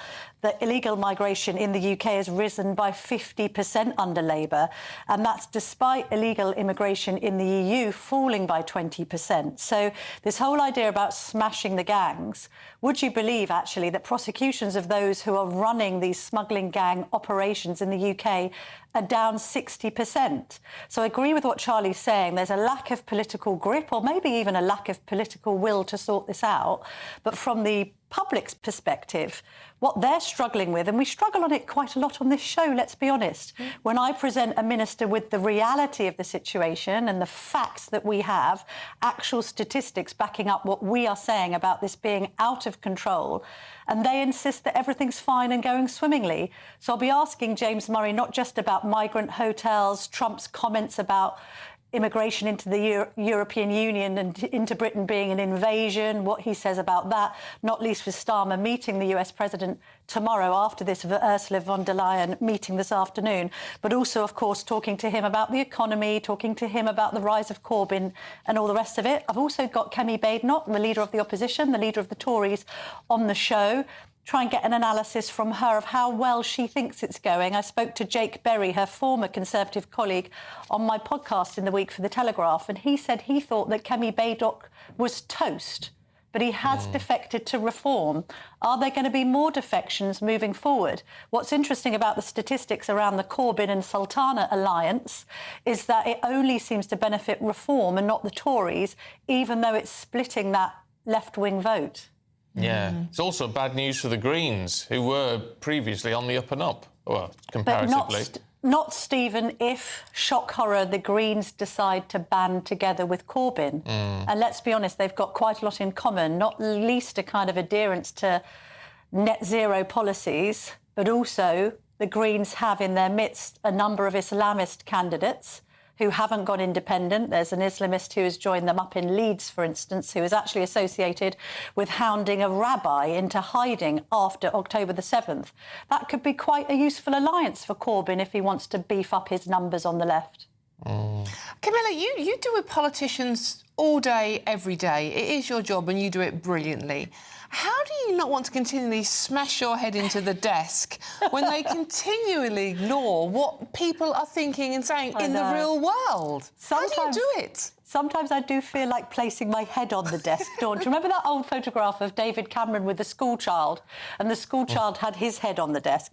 I do sometimes feel like that, but at the end of the day, for our audience listening and watching, I've just got to keep on asking the questions, right? I mean, you know, I've got very good producers, as you do too, Elizabeth and Katie, help me with all of these stats, make sure that we're well briefed. Sometimes it does feel as if we're better briefed than the minister themselves. I tell you what worries me, though, about all this and what we're hearing out the Home Office today, Camilla, is that it really does seem like the people in the Home Office have not poked their nose over the doorstep and seem to have no idea how this elite police unit is going to be accepted by the public. They can't have any clue what the reaction to this is actually going to be. But nobody wants more thought policing. Nobody in the great British public has said, I tell you what, I wish the police were monitoring social media a bit more. You've got mums and dads out in Epping and now in these other towns, and they're making a really simple point, and it's about children's safeguarding. It's about safeguarding women and girls, essentially. It's nothing to do with where people are coming from or xenophobia. There are mums and dads saying, we do not want criminals to be imported into a hotel next door to where we're living. And we're going to increasingly be hearing that rhetoric. So when it comes to the police, they're saying to the police, no, don't police our thoughts, police our streets. Yeah. It's ridiculous. So we can expect, I think, you know, along with the strikes that are going on, there's a number of reports this morning about summers of discontent. I mean, I know we're already halfway through the summer, but this is going to run and run. And I'm not saying that because I want there to be provocation. We want the streets of the UK to be calm. But I think people have just had enough, not just of this idea of two-tier policing, but also just government lies. The government turning around and saying there's nothing to see here, and if you're worried about this, you're far right. Well, no, clearly there are a lot of people protesting simply because they're worried about their children and grandchildren. Yeah. Camilla, that sounds like it's going to be a cracking show. That's Camilla Tominey up at 9:30. I don't want to miss that one myself, to be honest with you. No. Trump is here, of course. He's in Scotland and he's meeting the President of the European Commission, Ursula von der Leyen, today. They want to get a deal over the line. Our Scotland reporter, Tony Maguire, is there. Morning, Tony. I mean, they're running out of time on this, aren't they? Yeah, that's right, Stephen. I mean, there's about 4 days remaining until the deadline that's been set for this trade deal to go through. But if they manage it, this will be the biggest trade deal that Donald Trump will have signed yet in this term of his. Now, to kind of like pick it apart, you know, we know that this trade deal, according to the EU, is within reach.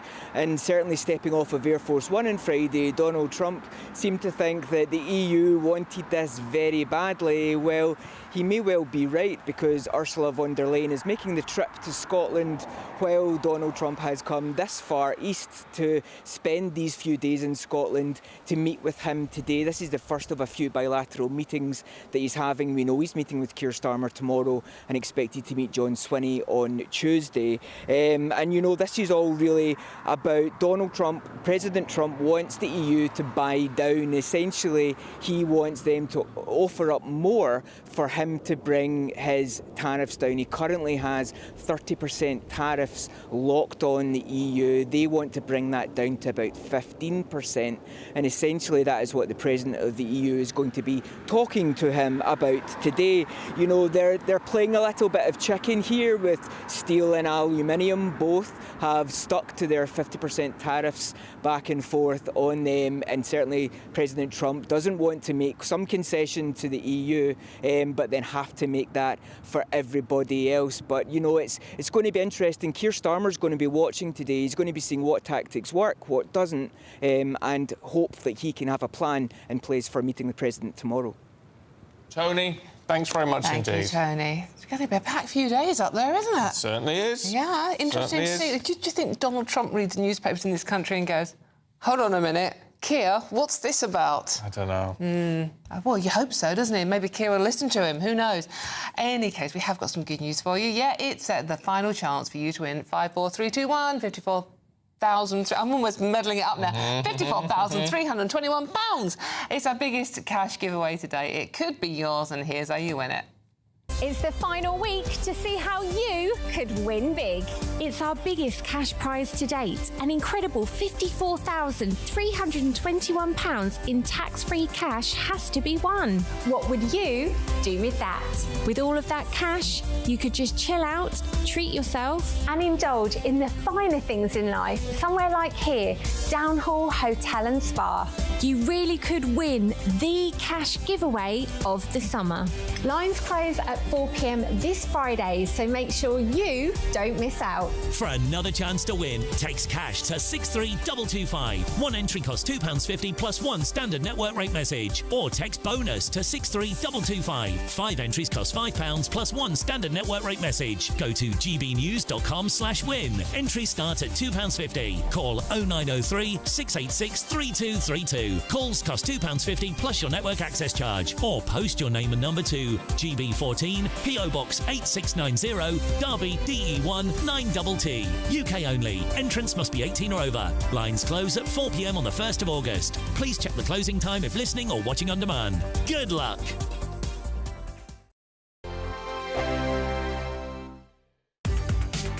From the school run to the home run, watch a new show for all of Britain. So he can say whatever he wants. A straight talking show where all voices are heard. And, you know, when are we going to stop talking about smashing the gangs and actually do it? With the stories that matter from every part of our country. There's a bit of a crash landing there for your Chancellor. Bold, fearless and standing up for you. That's me, Martin Daubney, 3 p.m. till 6 p.m, weekdays, here only on GB News. The People's Channel, Britain's news channel. Westminster's full of talk, but out here, it's the real world. Am I allowed to talk then? No, that's it. This is where it matters, real people and real lives. That's what politics is all about. In fact, has Trump made a good start? No. Straight answers, no spin, and just a couple of pints. How many fingers have I got up? About 10. So join me for Lee Anderson's Real World every Friday at 7 p.m, only on GB News. The People's Channel, Britain's news channel. This is Britain's Newsroom, where your voice matters. It's just astonishing. With expert analysis and honest opinion, we don't just keep you informed. We bring you unique perspectives you won't see anywhere else. Can't argue with any of that. When the news happens, it happens here. On Britain's Newsroom, weekdays from 9:30 a.m. Only on GB News. You want to know what's really going on in the corridors of power? Labour don't know what to do with you half the time, and that makes you quite lethal in the chamber. Get behind the headlines with Chopper's Political Podcast. Join me, Christopher Hope, as I sit down with the great and the good of British politics. We'll see where this ruling takes us. These are the stories shaping our nation. Chopper's Political Podcast, available now on all platforms. Listen in and stay ahead. Westminster, the ultimate clique. And you're fighting like rats in a sack. But here on the Camila Tominey Show, we ask the questions the establishment media is too scared to ask. OK, let me ask you a straight question, because I know you're a straight-talking politician. Whether it's net zero, illegal immigration or law and order, nothing is off-limits. You had the power then.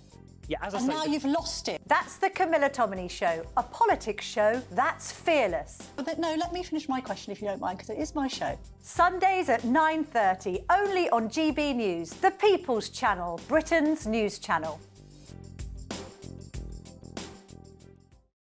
It's Patrick Christie's Tonight, and here we do things differently. It's explaining the absolute madness of this, doesn't it? It's explosive. I mean, this is very good. It's lively. 850. Your government sat there short and it did nothing. It's controversial. I think the Middle East has been in turmoil since before I was born. It's everything you need to kickstart your evening. Everyone's had their Weetabix tonight. I love to see it. That's Patrick Christie's Tonight, weeknights from 9 p.m. Only on GB News, the People's Channel, Britain's news channel.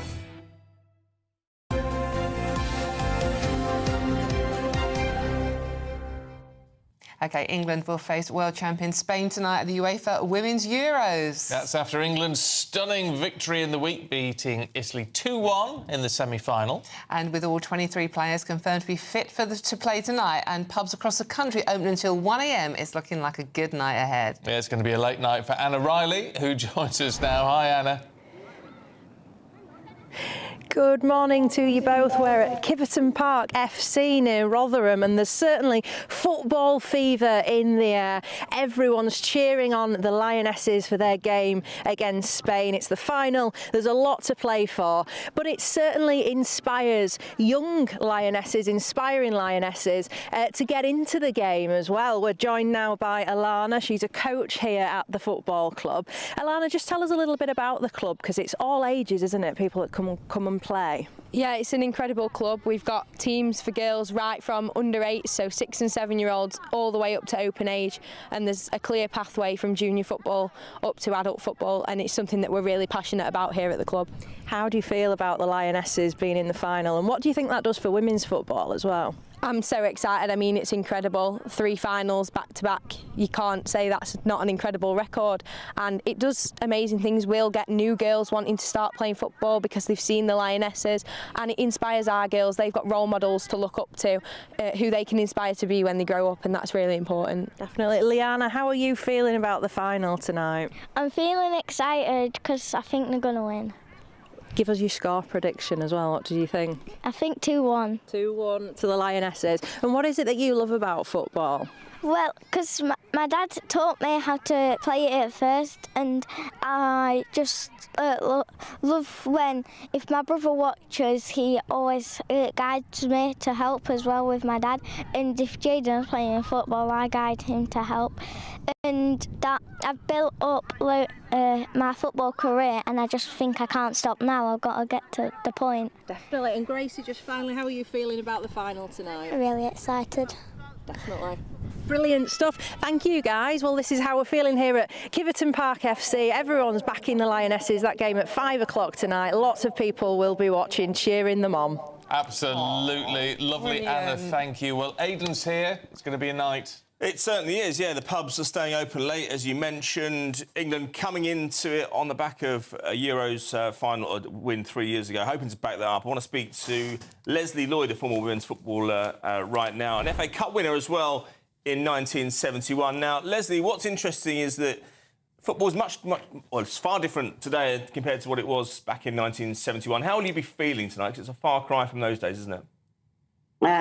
Certainly is. I mean, I just sat there. I used to be so nervous just watching it. I mean, they put us through, well, I won't swear, but they put us through a lot the last 2 games. So I hope we can start on the front foot, that we're not complacent. We're playing the world champions, and we need to get off the mark very quickly and pressure them. Well, that's my view.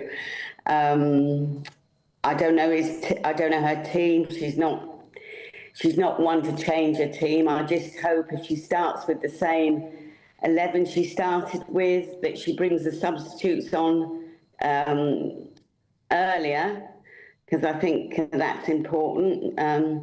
because the centre forward, Michelle Agerman, has been brilliant. And I have the theory that it doesn't matter what age you are, if you're good enough, you should be playing.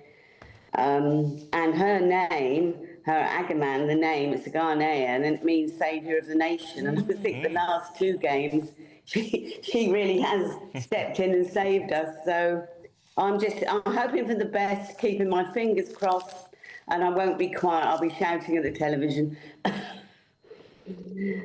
So Leslie, you played at a time. You played at a time as well when football was actually illegal for women to play. Just briefly tell us about that, if you can. Well, we just played on pitches on a common. It was very rough and ready. We had no sponsorship. We had a hose to hose us down afterwards. We had a few people come and watch. A lot of men used to come and watch just to watch the ladies run round, I think. I don't know about the football. Leslie, Leslie, we're going to have to stop you because we have to press on to the next show. But thanks very much indeed for joining us, and we hope you can enjoy the match tonight. Let's have the Lionesses bring it home, and I'm off to get hosed down as well. Hey. People like Leslie are just amazing. Thank you, Leslie. Right, Thank you, Aidan. Good to see you both. Right, that is it from us. I'm back tomorrow morning, and she's back doing the papers tomorrow. Might be. But up next, here's Camila.